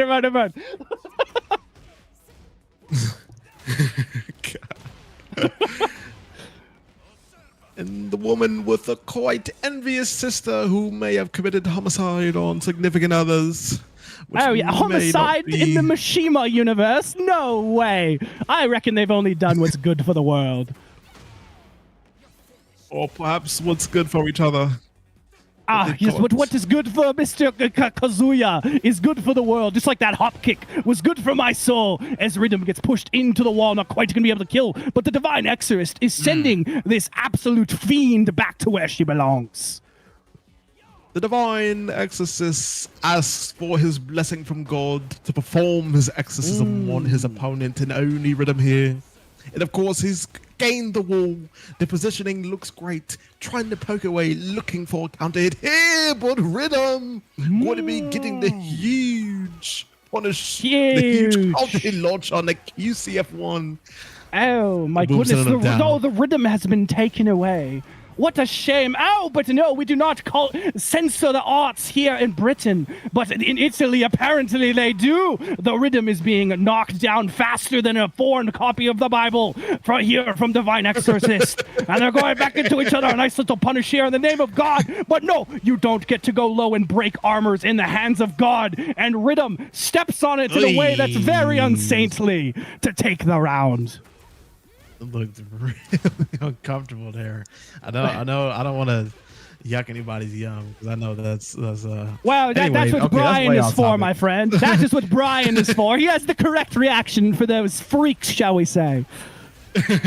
Yeah, he's Claudio having a bit of a time over there, but I mean, he does have that one outfit that suggests he enjoys such activities, so I would not put it past him. I mean, the Bamco devs are some absolute freak shows. I can't lie to you. Speaking of which, hashtag JC for season 3. That Julia would be cool too, but JC would be better in my opinion. Okay, oh my God! That timing was so good. My goodness. Maybe for his opportunity, that Rage Art going to hit from across the way, a few avenues over. He's grabbing a point at the other pub. Oh, it indeed did kill. I thought that would scale a little harder. But he just scaled up the old chimney, fell down like he was in the Industrial Revolution. It'd be a shame if we had to go to other places to gain our materials because we used them all up. Oi, goodness. Oh, but I looked away and he died. What happened? My goodness. Grappler throws there. Rhythm gonna come away with that first game there. One thing about Nina is interesting is when you talk about a character that is kind of a fundamentalist mix-up character, she's got some grappler-esque throws. They go into setups a lot of the time, depending on which one you do. You can wake up and then start, setting them up with the down forward, one full crouch. And also, depending on which throws that she does, they eat all of that chip. Damage is like fully bringing your opponent back to their real HP value. And that's a big deal because with the comeback mechanics in Tekken 8, chip damage, while scary, you have the opportunity to spend some system resources to gain some of that health back. So if you're eliminating that, chip damage, that is a pretty huge deal. Well, it kind of reminds me too. We were making the parallel to Shaheen earlier on, where that's kind of the very same thing with him. He has his grab to like strip away the gray health, or he has his unblockable high to add just a ton more chip damage. So very similar. Nina plays in that way where she has more stuff accented to it. It's not as much of a focus. But my goodness, he is dead already. Seriously, I look away for like 3 seconds and one of these fine gents is dead. It's literally like the Industrial Revolution all over again. They get out of work, they got black lung, and they get poked in the stomach and they're dead. I get that from a developer standpoint. It's got to be some incentive to make the game viewer friendly or something. But at a certain point, it's like they've been making patches in the right direction. But I think even as a casual, it might feel like, man, that guy who's just getting dogged on for the entire round, that must not be fun to deal with. You know, people like going to a boxing match where both of the fighters are in it to win it. Like they're scrapping, they're really throwing hands at each other. They don't like the guy who's constantly walking back or the guy who's just getting beat the hell up.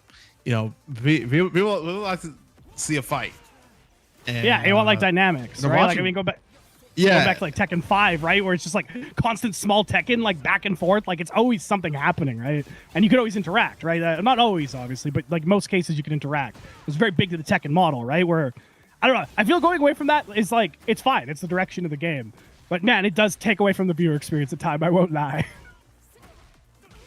I feel like what they could do is they could just do the SNK thing where, or they could do that for me as well. I mean, wow, that looks like it hurt. Yes. Yeah.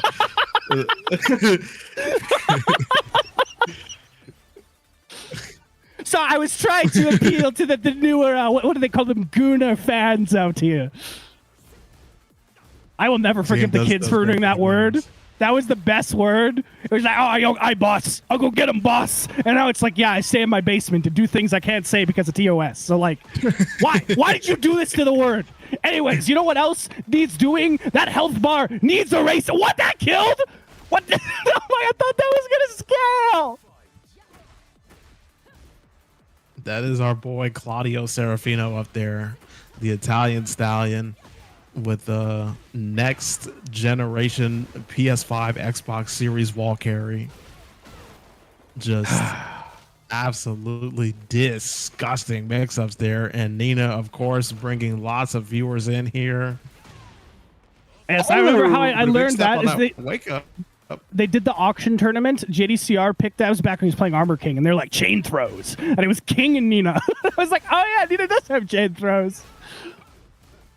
Yo, chain throws that delete great health. Isn't that something? It's pretty good. I do like He's not how gonna they be able to use kill that. your butt.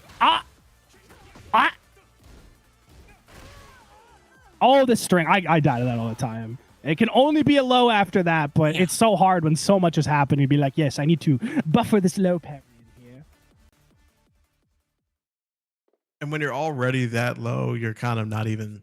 You're being put in it's like fight or flight. So whatever they throw out, you are forced to block, or else they take the round anyway. And yeah, that's kind of just that's so horrible to deal with. Yes, but no, you are correct. Tekken 3 is also very similar to this. My buddy and I were going through and playing like a bunch of the old games back when I was in Vancouver, and yeah, we were playing it. He's like, yeah, you do like a jab, another move, and they're dead. Isn't that awesome? I was like, yeah, that was pretty cool. Yeah, I'm having fun.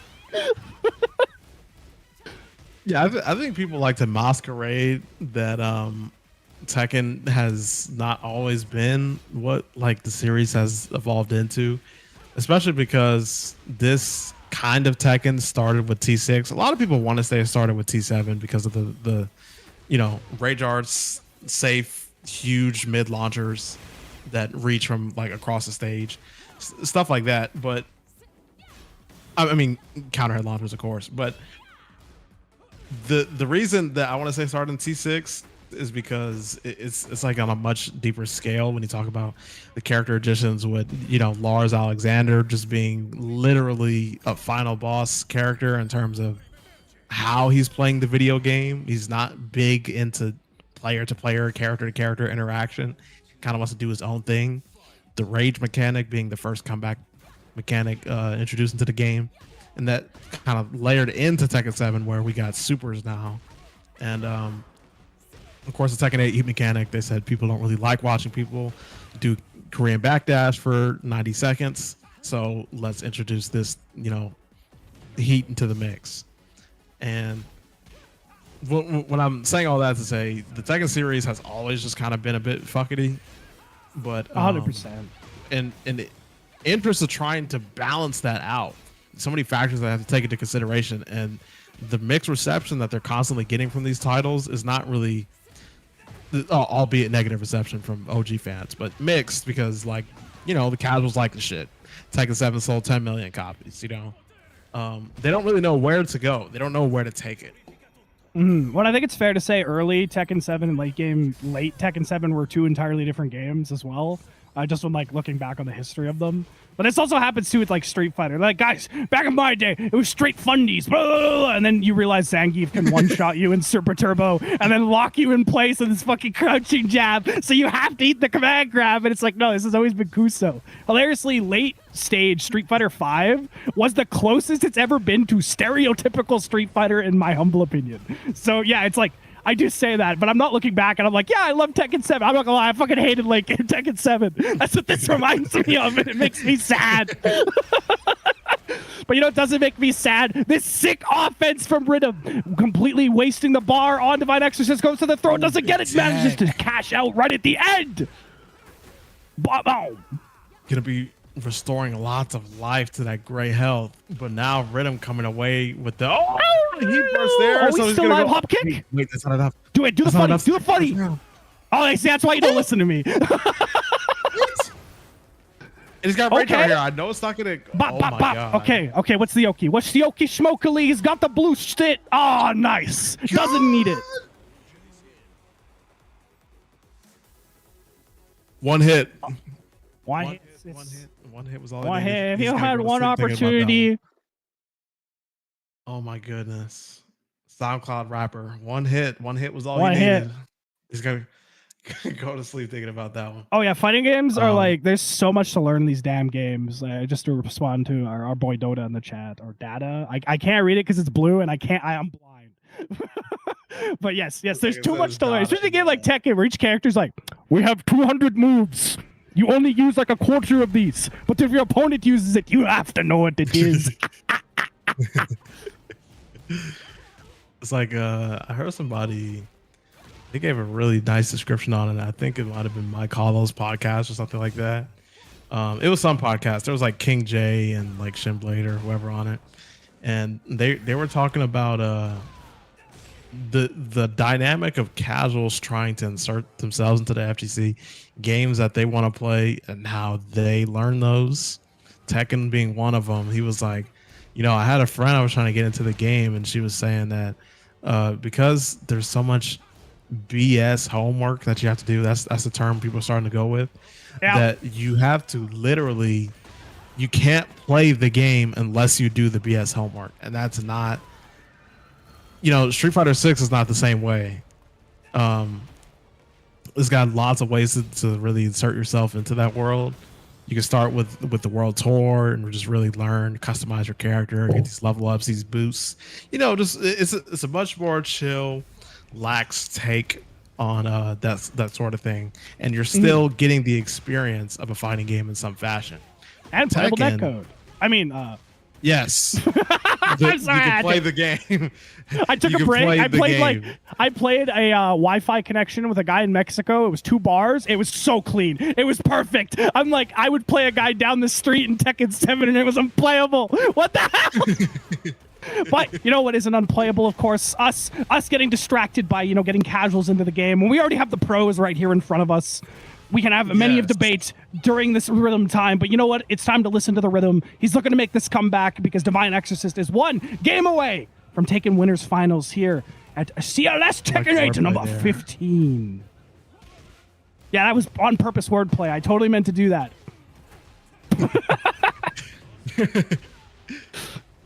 Big gonna be popping that. He burst. Go ahead and extend the combos. A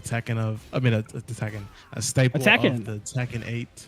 A King of the a Tekken 8. Yes, we're observing live here. A Tekken 8. He's been trapped in the corner in what they call heat. Will he be able to escape? No, he's escaped too early, and this one stands no chance of mating.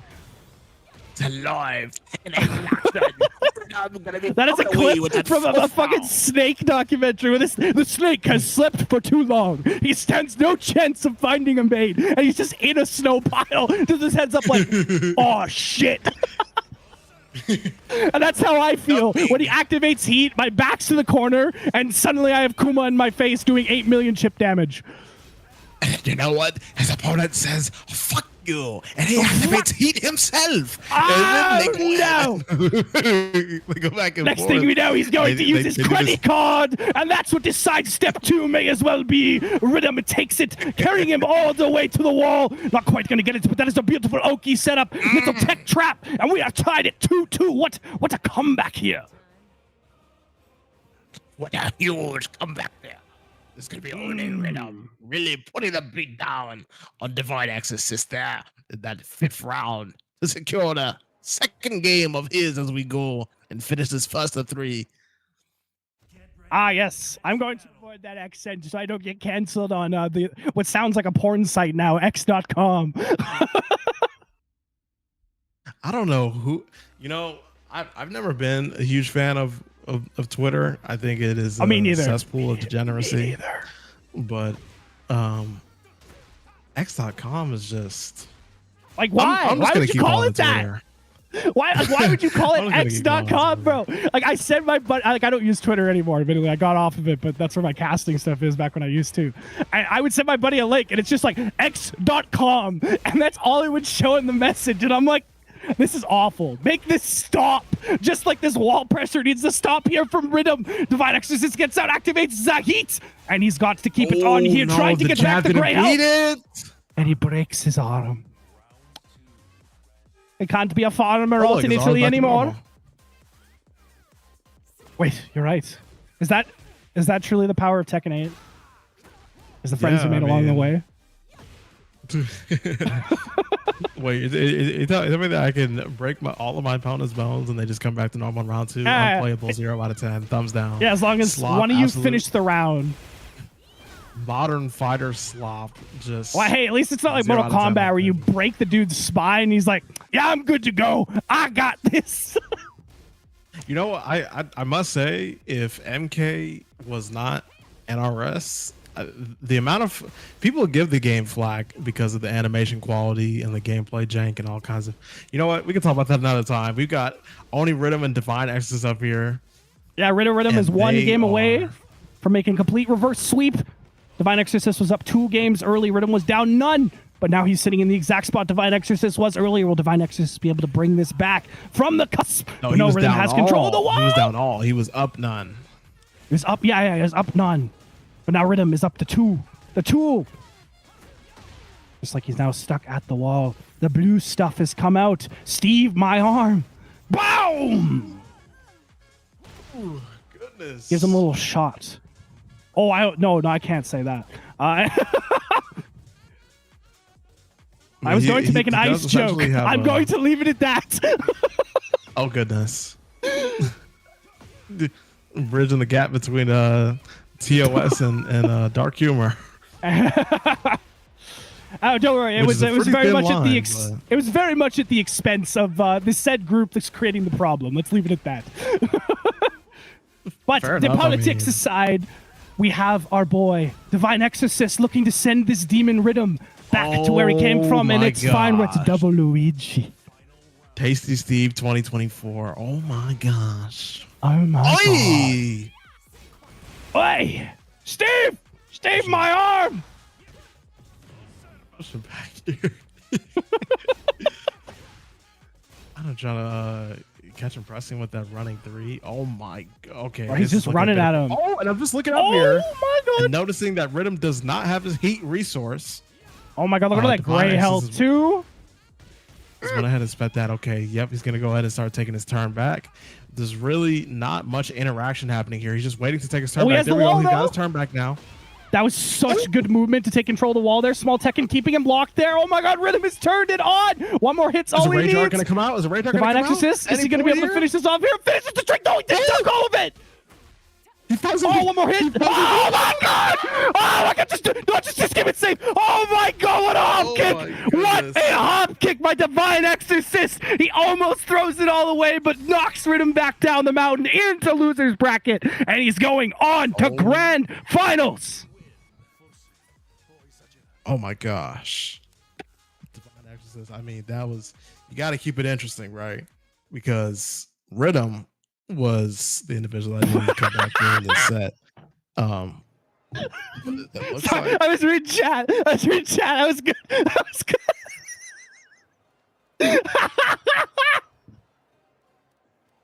wow, we got Holy shit! What a good match though. What an absolutely good match. I was so sick. I mean, we literally had like all the emotions going on. We had us talking about Nether Realms for longer than I think anybody on the channel wanted, into the greatest comeback potentially ever seen. But for Divine Exorcist to come back and be like, no, I'm not like the story, Claudio. I'm still alive. Mario is Mario Serafino. Mario, down the moon, hit your eye like Mario a Serafino. pie. Yes, amore. He crazy because it was kind of similar to I feel like the set between who was it, Limus and Divine X, where it felt like there was a point where it was really just in his hands, and even like some rounds where he's only one hit away and he starts kind of really backing up to give Divine X some space to work with, is now setting himself up for failure, because if all he needs is one hit and he's got his resource. He went ahead, he spent that heat early, got the round star heat engager, and once he ran out of that, Divine X said, okay, so now it's my turn. And they go and they do this back and forth thing. He puts them to a pseudo infinite block string for 10 to 15 seconds. And yeah, that is quite unfortunate there. Oh yeah, like the wall running pressure there was like so nasty, because as you said, like he was in his heat. That's especially your big win condition with Nina on that part, because you can carry all the way to the other wall. You naturally can with the loops, but especially with heat engaged, you're able to just get a very easy launch, set it up into the wall, and we saw how good Rhythm was when they had the other person's back to the wall. But just that, it's just endless wall running 3, wall running 2, and mixing all that pressure up to keep it on, waste out the heat, and build up so much gray health that now Rhythm couldn't get back, was I think just so pivotal to that. And that's what, though lost a ton of health, was able to clutch it up at that moment there, because they just built themselves such a lead. And you know what? And you know what else is a lead? It's time for us to go back to Kuma versus Eddie, the North American Classic. Oh yes, absolutely. He's got a little mouth cut. Damn, we got some drip here on the Kuma. I know. My goodness. Bro, it feels like he's dripping honey out of that. Like, sheesh. Look at Spiffy. He's got this bear about to go to the booty club with this custom on, but okay, there he goes. Put himself in a honey bear sense. Now, real interesting here, because we were watching a lot of King Surbot earlier on the Panda, but he's on the Kuma now. And I think the main draw, because the characters are the same in a lot of ways, Is main that draw between right them, there? Fish. the heat, the big fish and the heat smash. Yes, the big fish. The big fish. Oh, what a hop The kick. big hop kick. It's I don't know if you ever seen that stupid Weird Al movie where he like takes over a radio station and they have a game show called Wheel of Fish, where it's just a bunch of live fish pinned to a board and you spin it and you win a box. Or if you try to get more, you get nothing. If you keep it, you get the fish. So every time he does this, I go, Wheel of Fish!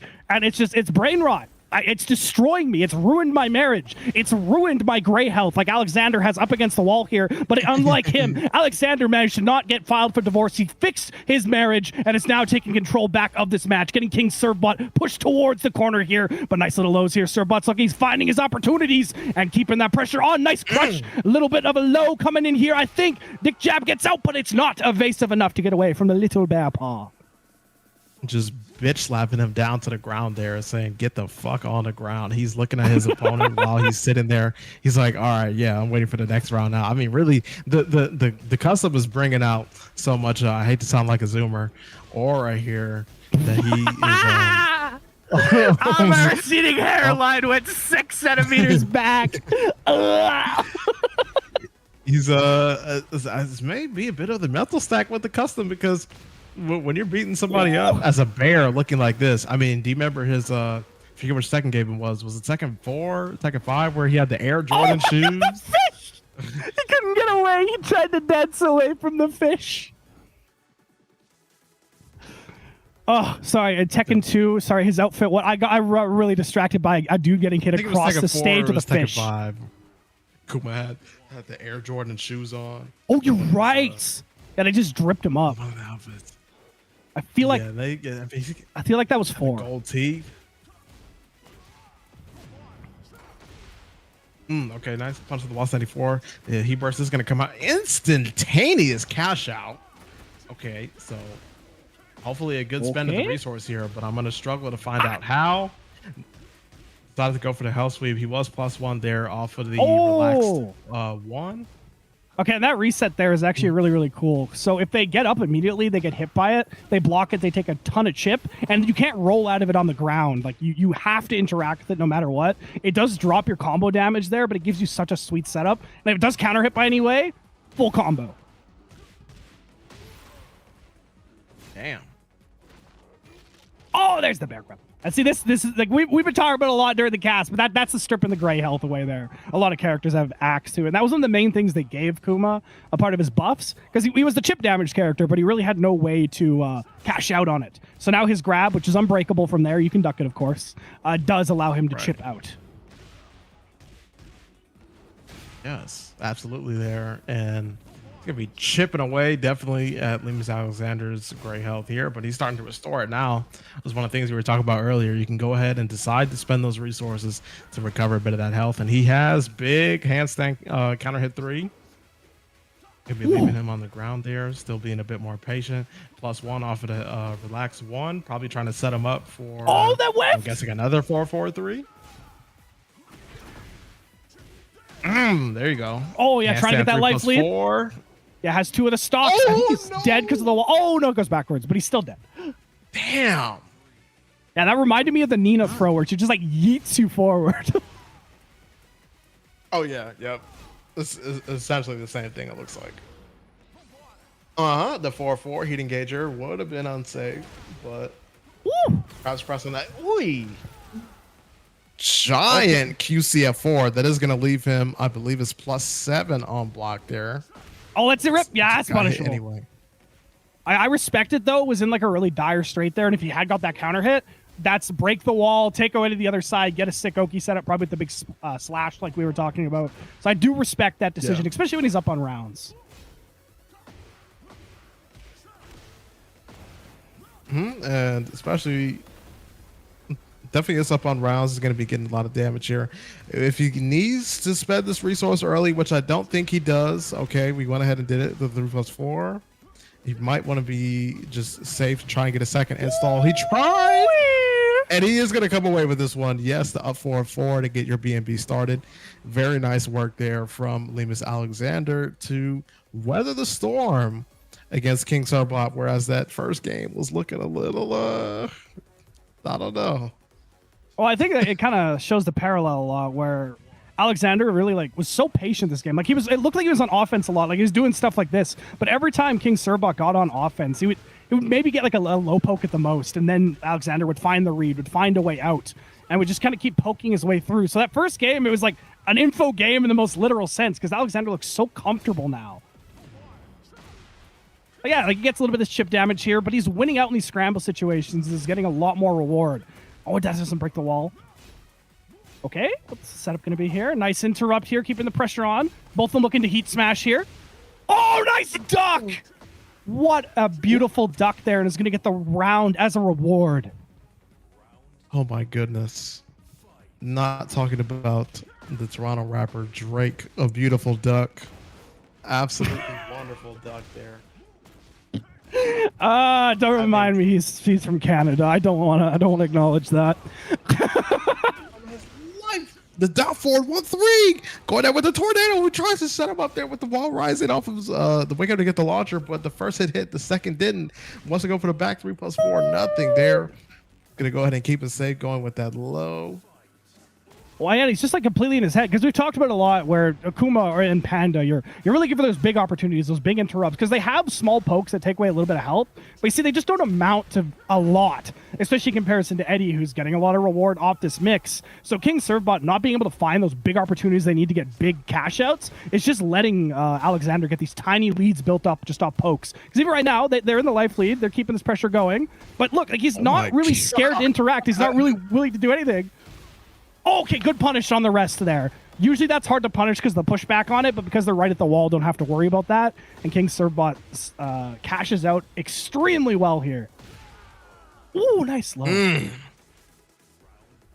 Now he's in his head. I don't think it's going to be quite enough to get through there. He had a couple like big reads, but overall Alexander was still looking like a little bit more comfortable.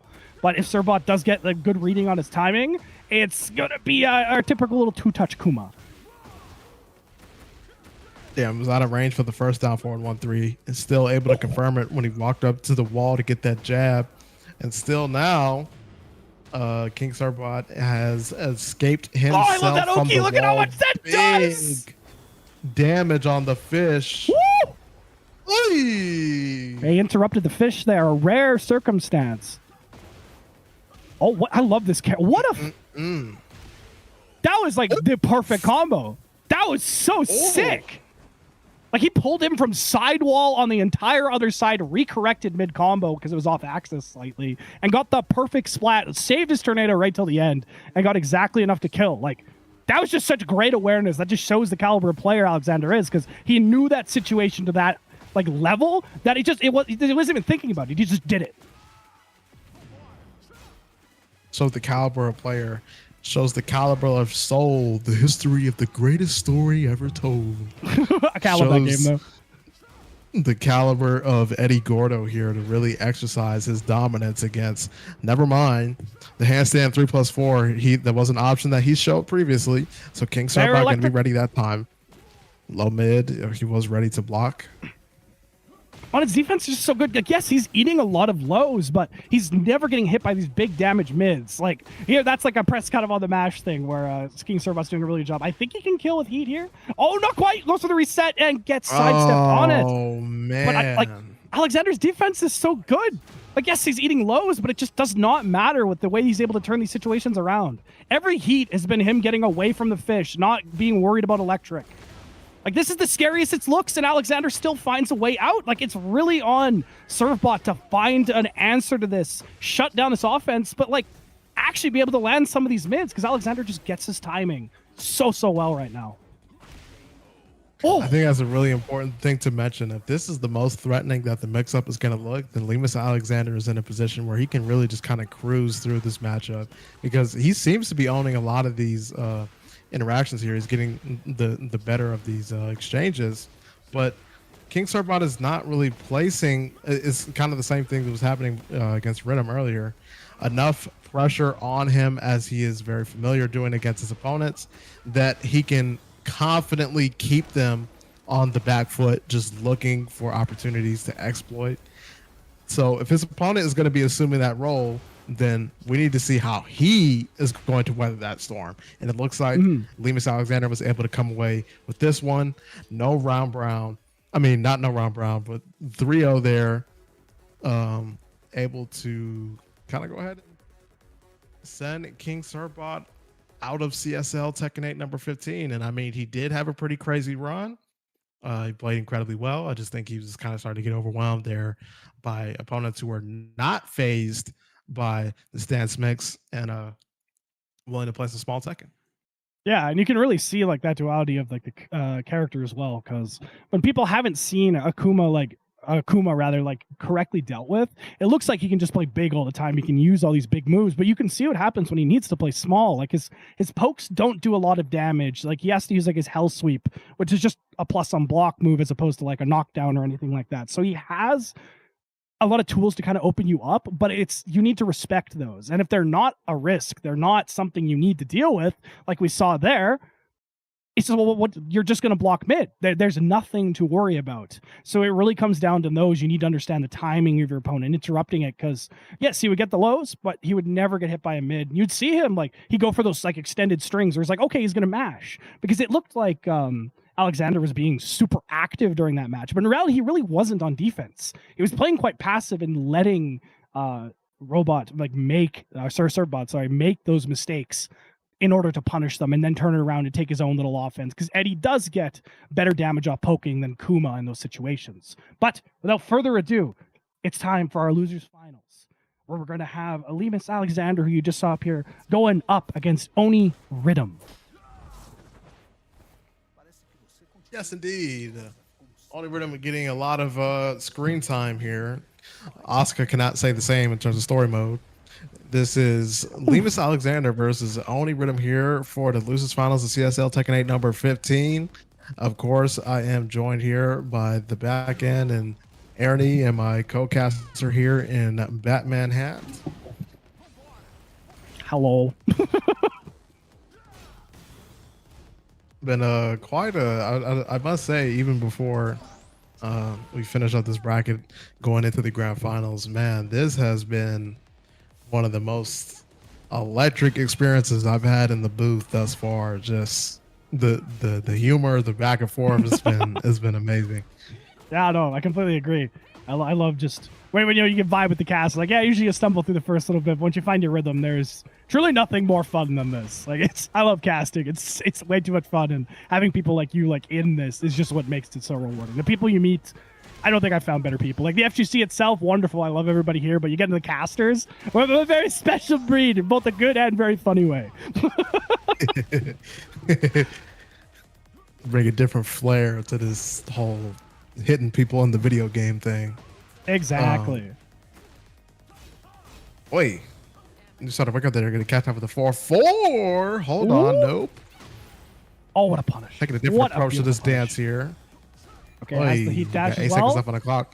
Tries to go for the side step. Whoa, that high crushes. Wait. Oh wow. Oh wow. Oh, that was brutal. Wow, that was... I mean, yeah, obviously that move's like coded to high crush, but my lord. We even got mixed up because I thought Eddie was gonna finish out that round there, but no. So that's what the camera angle was making it look like, but I guess the properties on that, yeah, that is going to go ahead and high crush there. But now into this third round, can barely even talk about the previous before the current one is over. I looked away again. I made the cardinal mistake. Oh, what a setup! Damn. Okay. A little bit of a drop there, but that's okay. Still has access to the floor. Oh, gets that break as well. Goes for the side switch. Looking for the floor break and to carry into the other wall, but fortunately the side step can be quite difficult online. Oh, nice pressure. Great counter. And just, I mean, this has really just come down to Rhythm has a complete read on the timing. It's like almost the opposite of what we saw in Alexander's last match, where he had the timing of it. And well, he was just able to play defense and let King Servbot do their thing. He wasn't getting hit by counter pokes. He wasn't getting hit by these things, but Rhythm is seeing all of it. He's knocking him out of counter pokes. He's not letting him start offense. And so it's really going to be down to, he can't afford to just defend here, but he's also getting blown up for pressing his buttons. So it's kind of like, where does he go from this? Indeed. And this, it seems like it kind of just, the dynamics have been moving along. Wait, does that? Oh, yeah, that is disgusting. 4-1+2 going to do just enough damage there that he can kill there, but yeah, it feels like the dynamics have kind of been moving along here in the bracket in terms of who's doing what, the aggressor and the defender.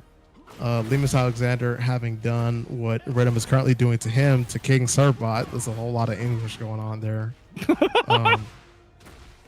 And previously Rhythm was actually doing the same thing to King Servbot, as the one that went ahead and sent him to the loser side of the bracket.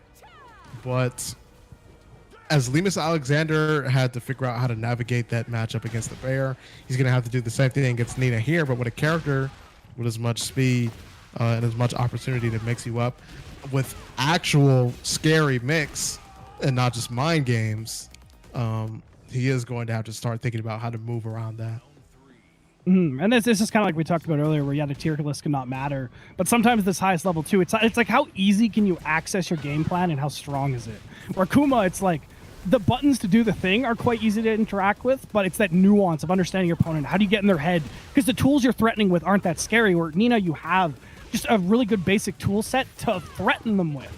And you're able to start just getting in their head like this. You have these mids, you have these string mix-ups, and it's so easy to keep your opponent on your toes. And that's where sometimes playing a better character can make the game easier, quotations, but it's rather you just get easier access to things or you have more options to threaten with. And that's usually where you'll see like buffs and stuff like that for more offensively focused games, right? I mean, it's true. When I say it's true, I'm concurring with the fact that you're using quotations there. People seem to think that depending on what part of the tier list the character falls under, which is always just kind of a dumb thing because everybody's tier list is subjective. Who cares about tier lists? Just play the character as you want to play. But when it comes to meta, when it comes to competition, people playing for money, high stakes, the easier character, it's not always going to get the job done because the important dynamics of picking a character is who speaks to you the most, and that's why it was an important inference for you to make earlier about, well, Nina is basically sharing the same game plan as Shaheen, although the access to, the win con is a lot simpler. It's executed differently, but it's a lot stronger, and the access to the win con is mostly there. Exactly. And I think like the tier lists really only come into when you get into like the highest level of competition. So I'm gonna use the Teef Butt as a great comparison where like, yes, when he needs to like pick something for this and he's traditionally will just play a top tier, he'll figure out a basic strategy and executes it very well. That's when they can matter because it helps you pick a character. It's not really like, this is gonna win me the tournament for free. It's rather, okay, how can I access the gameplay I want to play the easiest and quickest when I have this much on the line? Like I'm sponsored by a team. This is my living, etc. I think that's when it matters. Right. But for all of us schmucks who are not that top like 0.00005%, just play who you like because it's not going to matter. Like I can play Dragunov and I'm going to lose way more matches than I do on Leo, even though like Leo is a worse character on paper, right? Play who you like. Have fun with it because it's a game at the end of the day. And it's not a game getting shot in the chest 85 times and then getting sent 3-0 out on our loser's final side. But that's money. Are you seeing the money? Yeah, he's in the money. He's in the money. That's third. But payout is top free. So honestly, if I had to get 3-0'd and shot in the chest, if you paid me, folks that are into that, not bad. Whoa. Not bad. It's the FGC, bro. We're all broke out here, all right? It's like when the guy comes up and it's like, hello, guys. You're not sponsored by Raycon, right? All right. So I've got these sick earbuds from Raycon here, guys. They're the greatest earbuds I've ever seen. You just go like, yes, those are the coolest earbuds I've ever seen, man. I'm using your discount code, just like you should all go use the Matcherino code to give money to these sick players who give us essentially free entertainment, okay? Like, they're awesome. Go support them. Yes. We are sponsored by Razer. Hell yeah. Actually, okay, funny story. So one of our old TOs was the guy who prototyped, I think he worked with someone or was the prototyper of the Razer Naga. Wow. And I have a very embarrassing ad from him from like 15 years ago where he had like very long gamer hair and it was quite funny. But no, he's actually like one of the ones who arranged that. And actually he like is very active in like the Brood War scene and whatnot. So that's where a lot of my lore from that comes from. Because him and a bunch of other lovely folks were kind of like the head TOs back before I don't want to say take the role. I kind of just fell into it. It just happened. They're like, oh, you ran a tournament. Hey, you go do this. And then Norquest contacted me and it kind of all just went from there. But yes, the Razer products are very cool, and I like having that little like lore into there. I'm like, oh, I know where this comes from. Damn, that's sick. Mm-hmm. But all right, but following so we have Rhythm going into Divine Exorcist, and of course we have the grand finals, the winner side advantage. Divine is coming from the winner's side. Ready for the grand finals. Oh. I hate that song so much. I'm sorry. Okay. My hatred of the Tekken 8. I immediately changed it in Infinite Azure so my ears could live, just like you all are living for this grand finals here at CSL number 15. And we start with a big combo here from Rhythm to push Divine Exorcist in the corner and start this claw back from the loser's side. come back from the loser side, but he's here, and he's really out for blood now because this is the man who sent him down to the loser side, and he's coming back up here now, looking for revenge. Yes, do keep in mind it was a complete run back. Do not forget, Mr. Divine Exorcist was a 2-0 up all the way. Rhythm almost ran it all the way back, but Divine Exorcist slashed his dreams with the hop kick of the century. So we shall see, will the hop kick be enough, or will the Rhythm take over, send him back to the reset? And that high got ducked again. At least this time it wasn't by Eddie slightly backswaying. Laridimus Cornwall tells him, "You're a wanted man, Mr. Exorcist." Laridimus Cornwall. He's out to get him. And this is just we're gonna have like a shitty like CSL crime novel. We're gonna have a crime novel by the end of this. All just written in really poor British accents, like all the wording and stuff. Like it has to hurt to read it. Just like this combo hurts in the corner here. What a great tornado set up here. We said, oh, Deadly Rhythm is here, but I love the movement from Divine Exorcist. Is able to escape the corner here, but the pressure coming in. Rhythm, oh, he puts himself back in the corner with that hop kick. And that was, or sorry, spring kick. That was actually unfortunate. It was a good defensive option, but he lost all the territory he managed to gain by doing that. Ooh, low parry. And we actually, I mean, this set was a lot of fun to watch. When he ended up sending him down to losers there, it was getting really intense. It was getting really deep, pulling the layers back and seeing how just far these players could go in terms of their game plans and how they're trying to exercise them against their opponent. And now they have the opportunity to do so again. So maybe we start to peel back even more layers here as Rhythm seems to be getting a bit more comfortable here in their first match. Of course, Divine Exorcist has his resource. Huge duck there. Well, I think that just shows off like how back and forth this is as well, because that's exactly how the last round ended. I think the 4-4 there from Rhythm got ducked. That's a Divine Exorcist one, and now a nice duck on the well-running 2. So these two are just really in each other's head, really good on the block punishments here as well. Man, I love the little forward sidestep. Has been getting so much reward out of it, but a great low parry from Divine Exorcist to turn that situation around and get control of the corner here. But how well does he hold on to it? Rhythm has definitely been the better one at holding the corner so far, and unfortunately that does seem to be the case still, as Rhythm is slowly pushing Divine Exorcist towards it, but does have access to heat, looking for potentially a use of the blue stuff there, but only has the stock left over. Lots of great health coming in, doesn't have a way to stock it. One more hit and a nice little jab. Just that control game, he completely turned that situation around, wasted all of his meter, took control of the wall, and then just completely ran him down. Like, that was perfect. Like, that was exactly what he needed to do in that situation and executed it perfectly. And he saved his resource that whole time too. He didn't even have to go ahead and use heat there. He was just playing that small Tekken and it really worked out to the best of his advantage. And I guess he's now kind of gotten to the point where he's comfortable enough in this matchup. He doesn't feel like he needs to go ahead and panic spend resources or, you know, whatever the alternative may be. Continue moving on the back foot and see what his opponent wants to do. He can confidently put, you know, the pedal to the metal and just continue playing the small Tekken against Divine Exorcist, and if his opponent does retaliate, he gets some more data that he can use for later on. And if not, he just continues the mix-up. He's kind of doing more of what Divine Exorcist has been doing to this entire bracket thus far. Yeah, and especially the knee there. I think it's his back 3.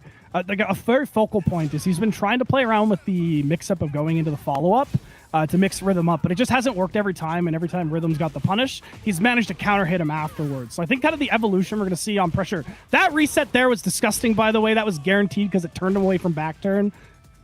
What the hell? But I think kind of looking at that, that's going to be a focal point of, okay, how good is Rhythm's defense doing? I think we can look at that back 3 as kind of that focal point. Yeah. It is kind of a, I guess the term you want to use, checkpoint. See what it is that these players are doing in terms of their offensive approach.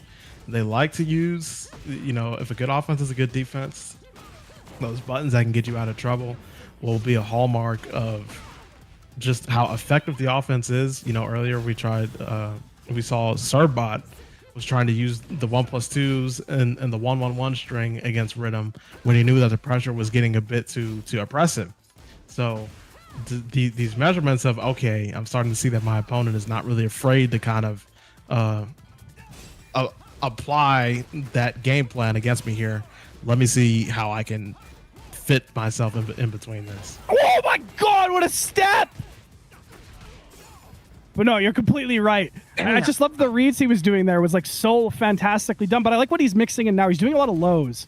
And you can see he's starting to slowly bring that back three into it. But it's not really finding home because Rhythm is just willing to take that low. And it's like Divine Exorcist is kind of almost playing himself a little bit when it comes to the offense. Because he's doing a lot of tracking. He's doing a lot of these things. But like the step isn't really coming out from Rhythm as much. He's gotten 2 huge punishes, but he hasn't resorted back to that defensive option in quite a while.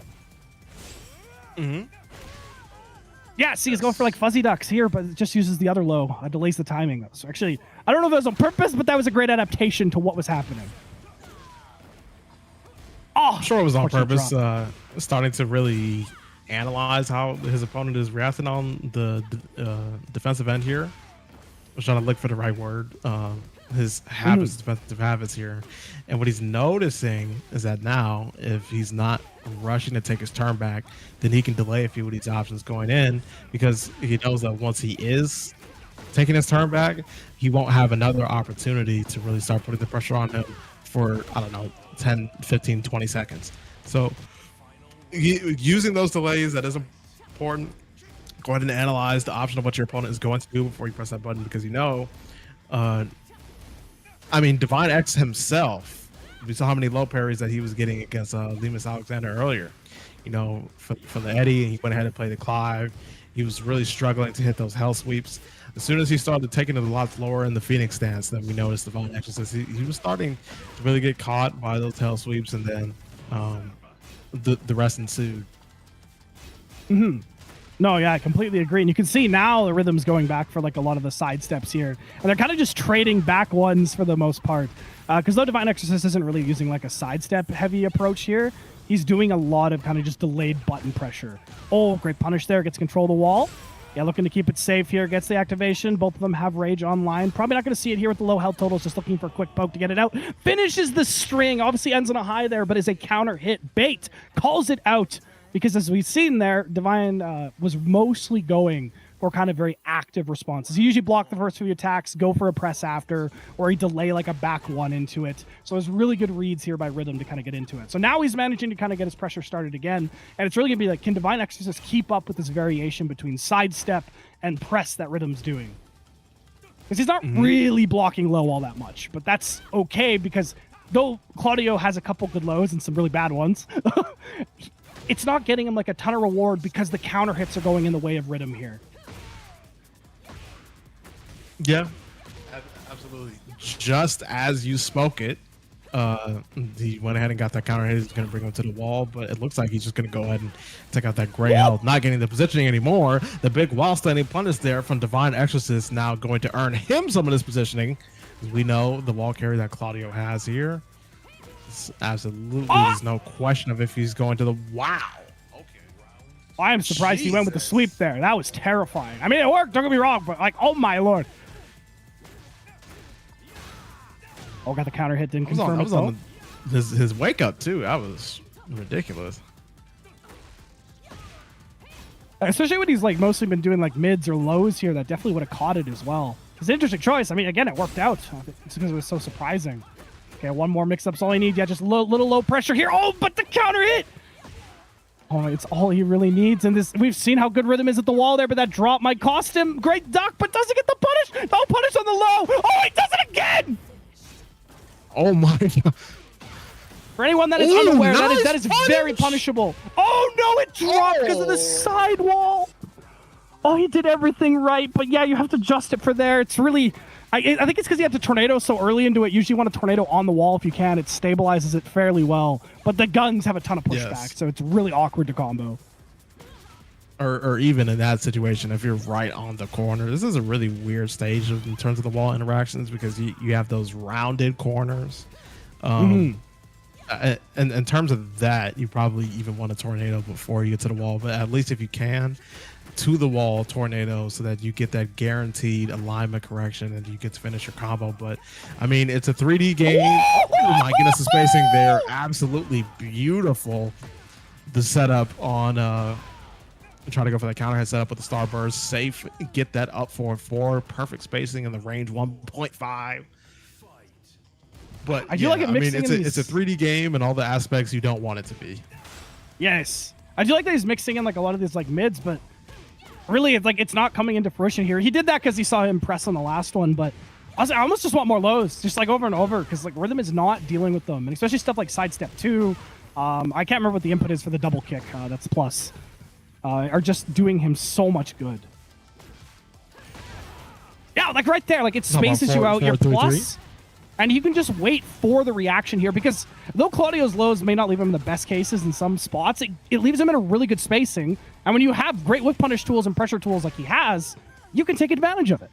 And there we go, like just lots of lows. I think it's just what he needs to keep doing, because he's also catching the stepping. We were kind of talking about earlier how a lot of the defense from Rhythm here is mostly like a variation between sidestepping or just stand blocking and then looking for a counter hit interrupt. Well, lows actually deal with both of these in this case. Mm-hmm. They do deal with both those options, and of course, they're hitting them low more here. It is an observation that Divine Exodus has to make. Of course, us here in the booth have the luxury of hindsight and really sitting down and analyzing the match, while of course they're the ones going at it. But if he's able to take note, then that is going to open up quite a lot here, because one of the big mind games with Claudio is his primaries, layer 1, is to get the opponent thinking about that running 2. Of course, it is a very linear move. This is not really something that you should just be throwing out there willy-nilly.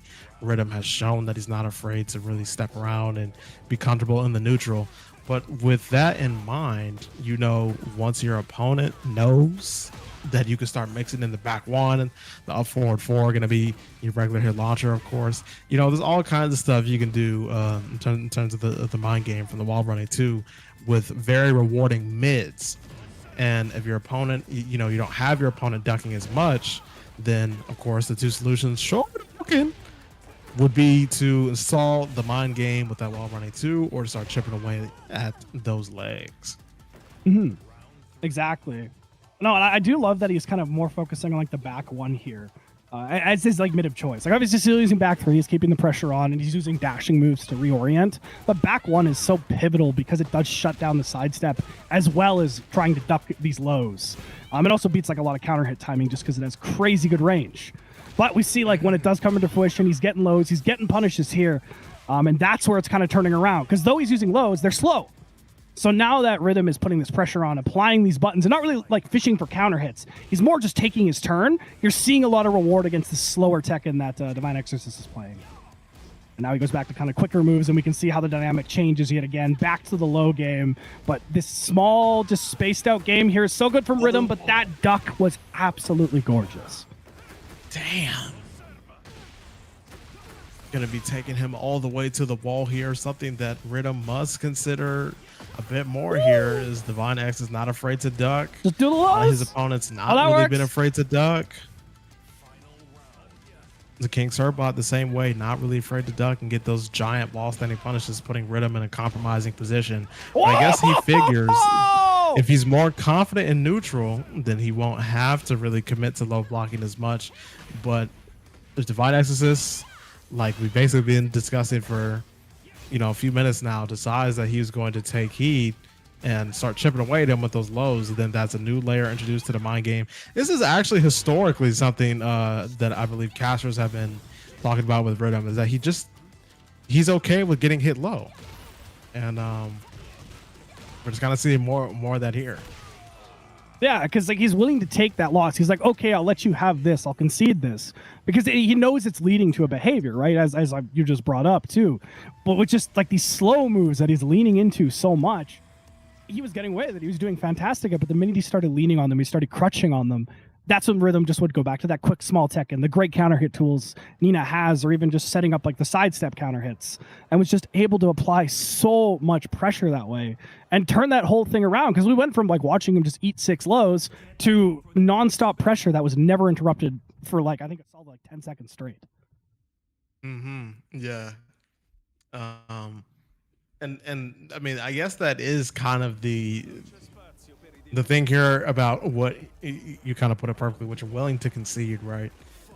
Depending on what you're giving up the impact is the most important part.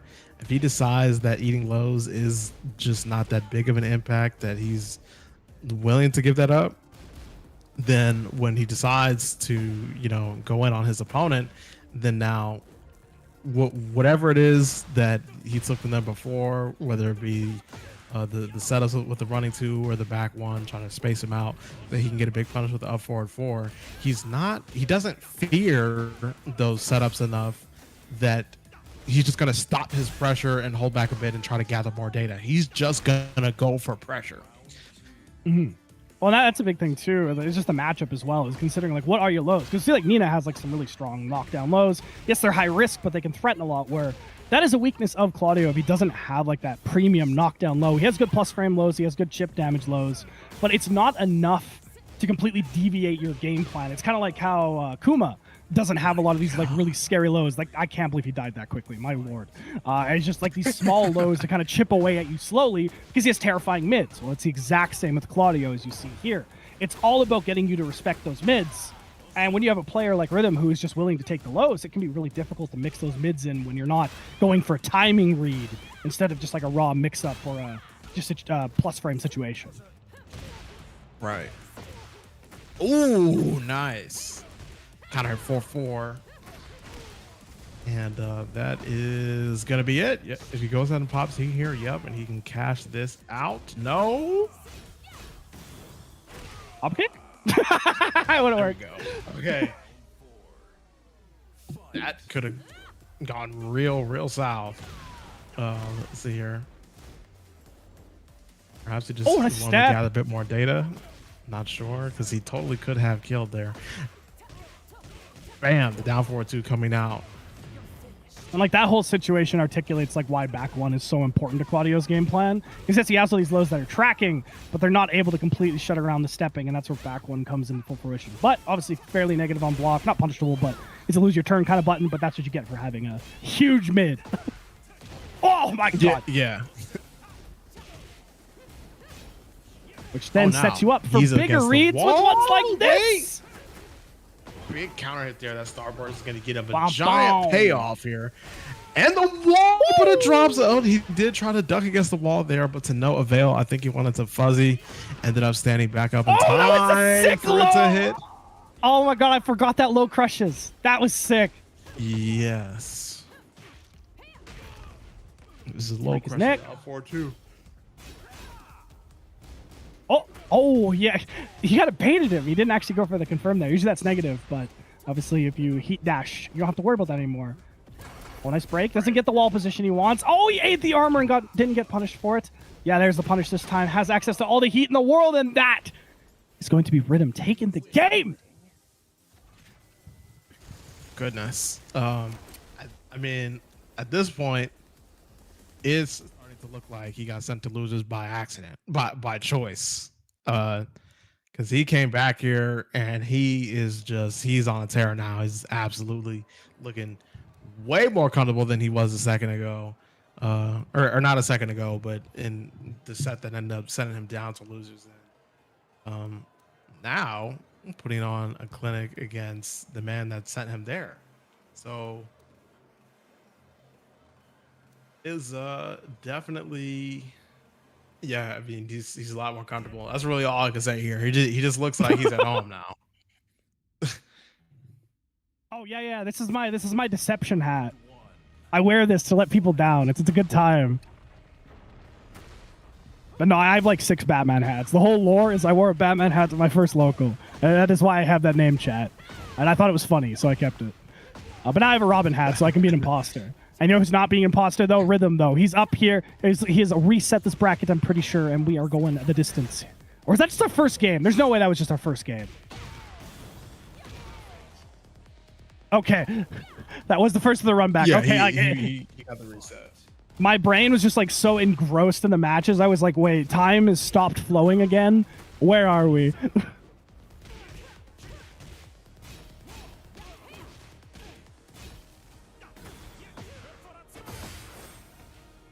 Ice has control of the wall here as well. Rhythm's so good at like escaping from the wall. Like it doesn't end up working out for him there, but just the delay text, the way he waits, using little jabs into side steps.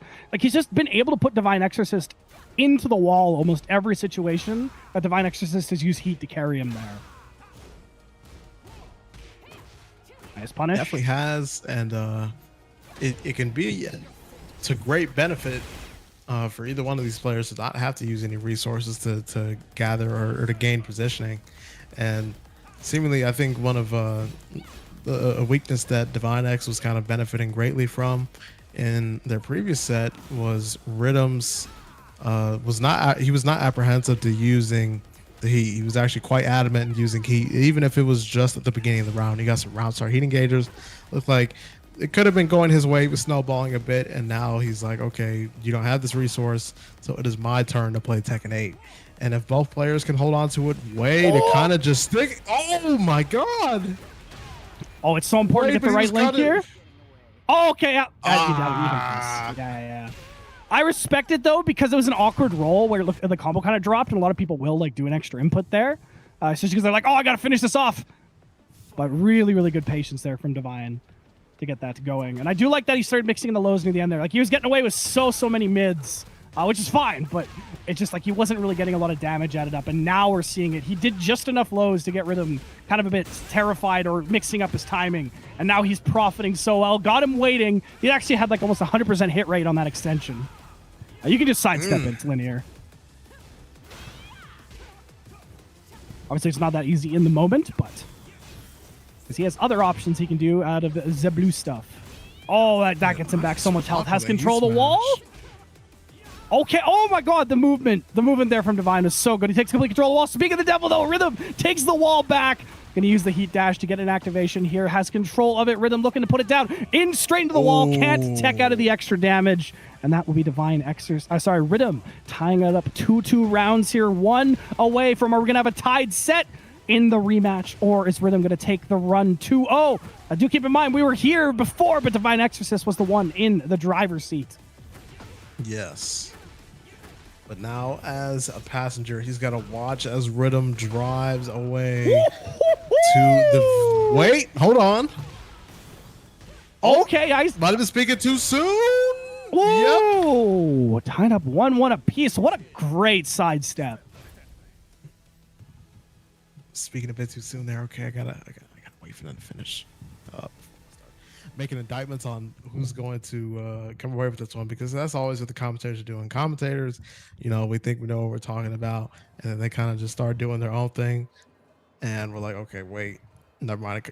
He's actually still in it, because it looks one way for 2 games in a row, for almost 6 straight rounds in a row, and then he's like, all right, you know what? It's time for me to start playing some Tekken 8 now.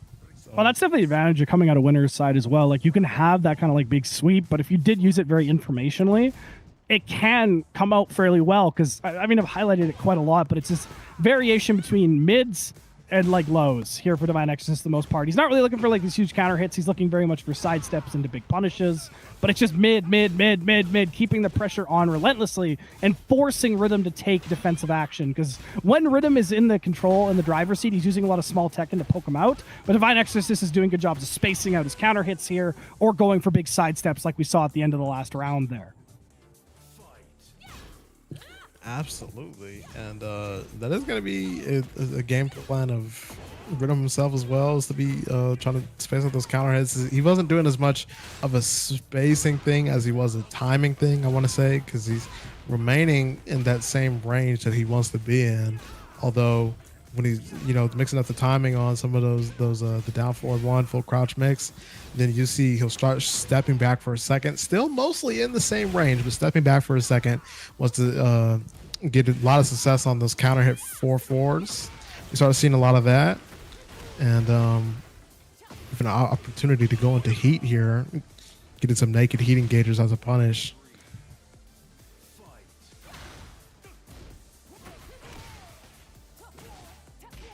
A nice big counter hit there. Going to be giving him a lot of opportunity to really go for better positioning. And he is. And oh my goodness, how has he interacted only 2 times and his round is almost over? That move is so annoying to punish. I cannot believe it. He only interacted 4 times. Well, a lot of that And was that actually was Divine Exorcist was trying to do like a sidestep a lot on defense there, and he was just getting caught by the lows and the mids. Or he would do sidestep into move, like again, like we saw like that round winner earlier. So that was really where he was getting caught out just over and over and over. And now, yeah, it's just going for these game mids. in the ways that you don't want it to be, and it's a 3D Yes. game in the ways that you don't want it to be, because it could be, you know, it's a 2D game in the way that they're playing like this, right? We were saying earlier, you just go ahead, you earn your way in, and then you get stuck in this mix-up. It's not a lot of interacting happening on that first knockdown. But then it's a 3D game in the way that, oh wait, I got my launcher, you know, I got my combo, and then you get to the wall, and it's like, oh wait, I forgot, I'm still playing a 3D game. I have to realign all this shit so that I can fully, you know, get this punish that I'm trying to get, that I earned.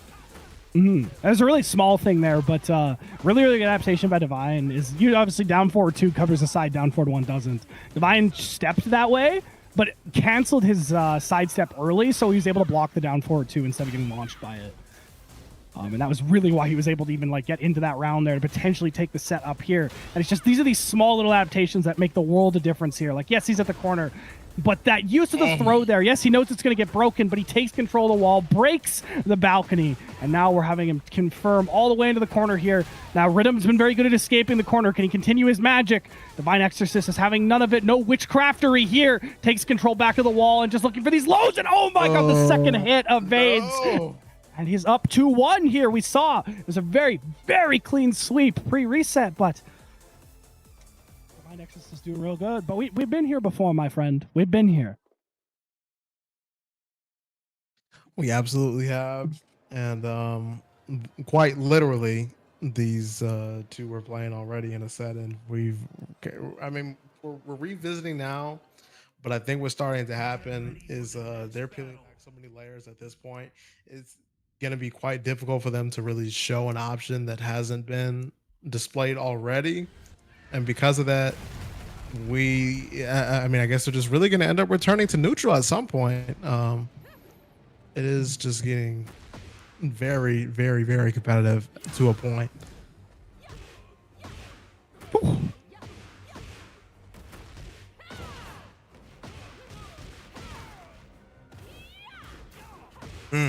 Oh, what a Very nice. Movement starting to become the big draw, the big difference here for the most part. The Rhythm, yes, going to be going into the heat engager. Got the wall here, the positioning advantage over Divine Exorcist, taking that first round.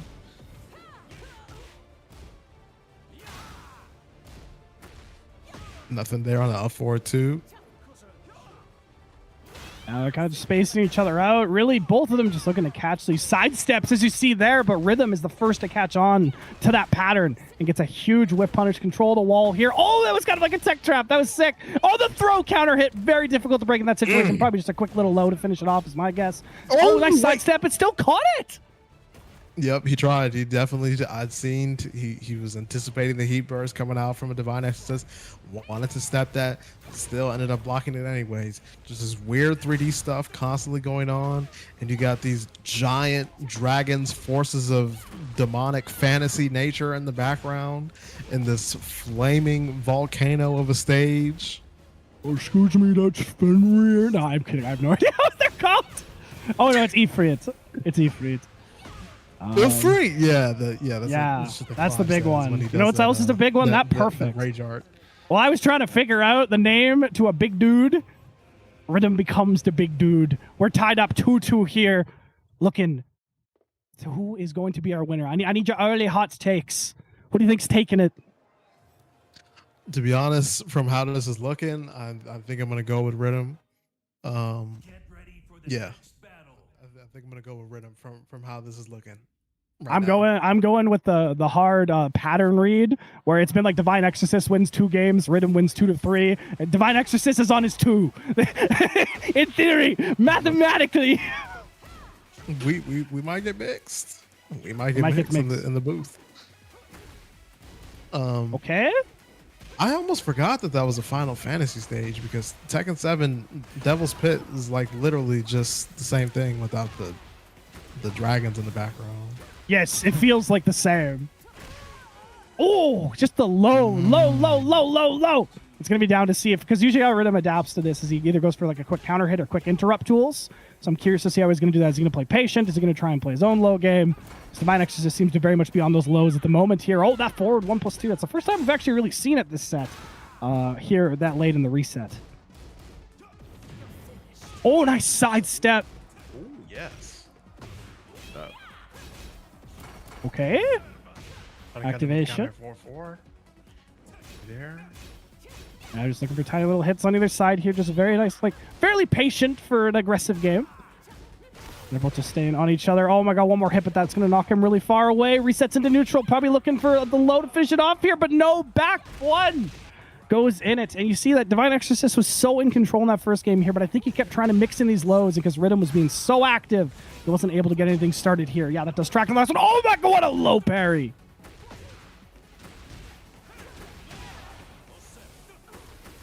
Divine Exorcist has control of the wall here.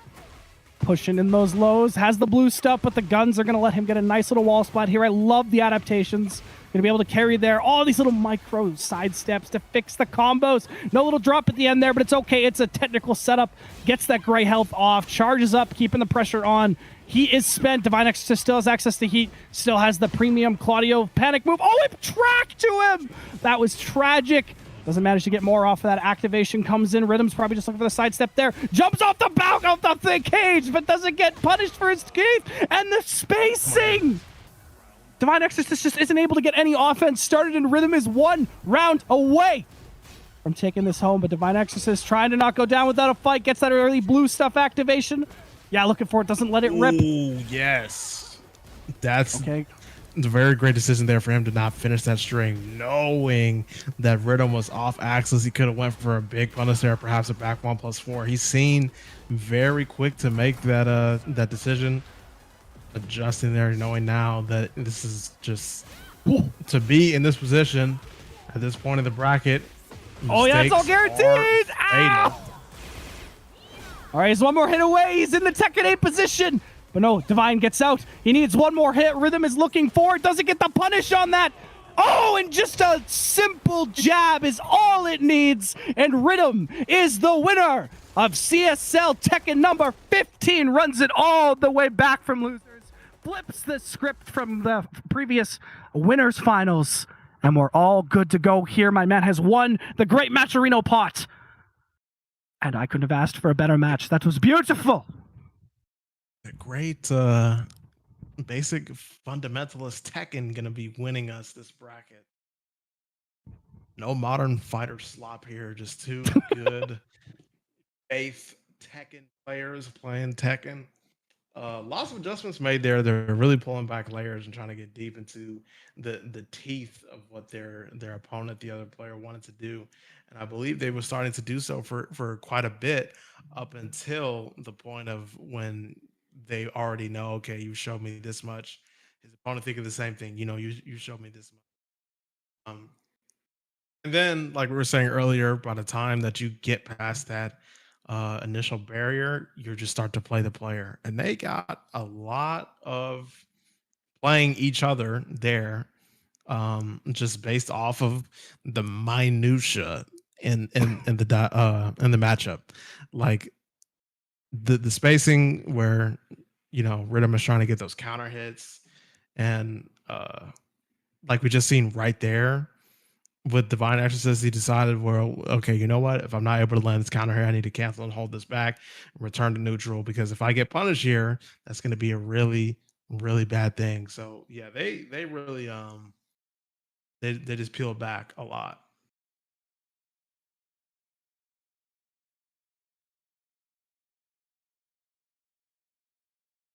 All right, sounds good. Wow, we're bringing it to a close here. Thank you all for joining us. It was very nice to be at my first one here on the lovely CSL.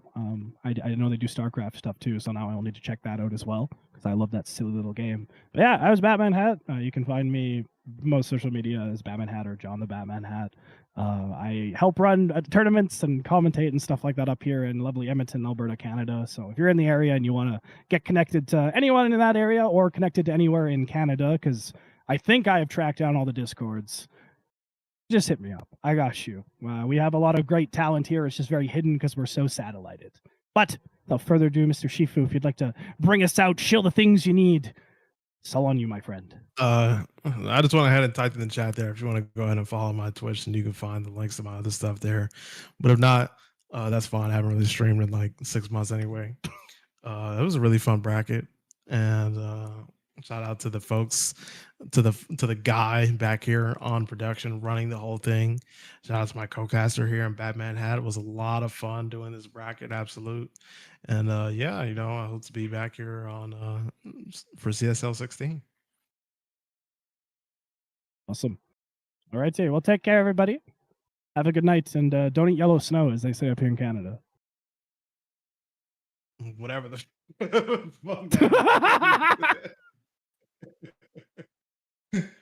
Hey, you don't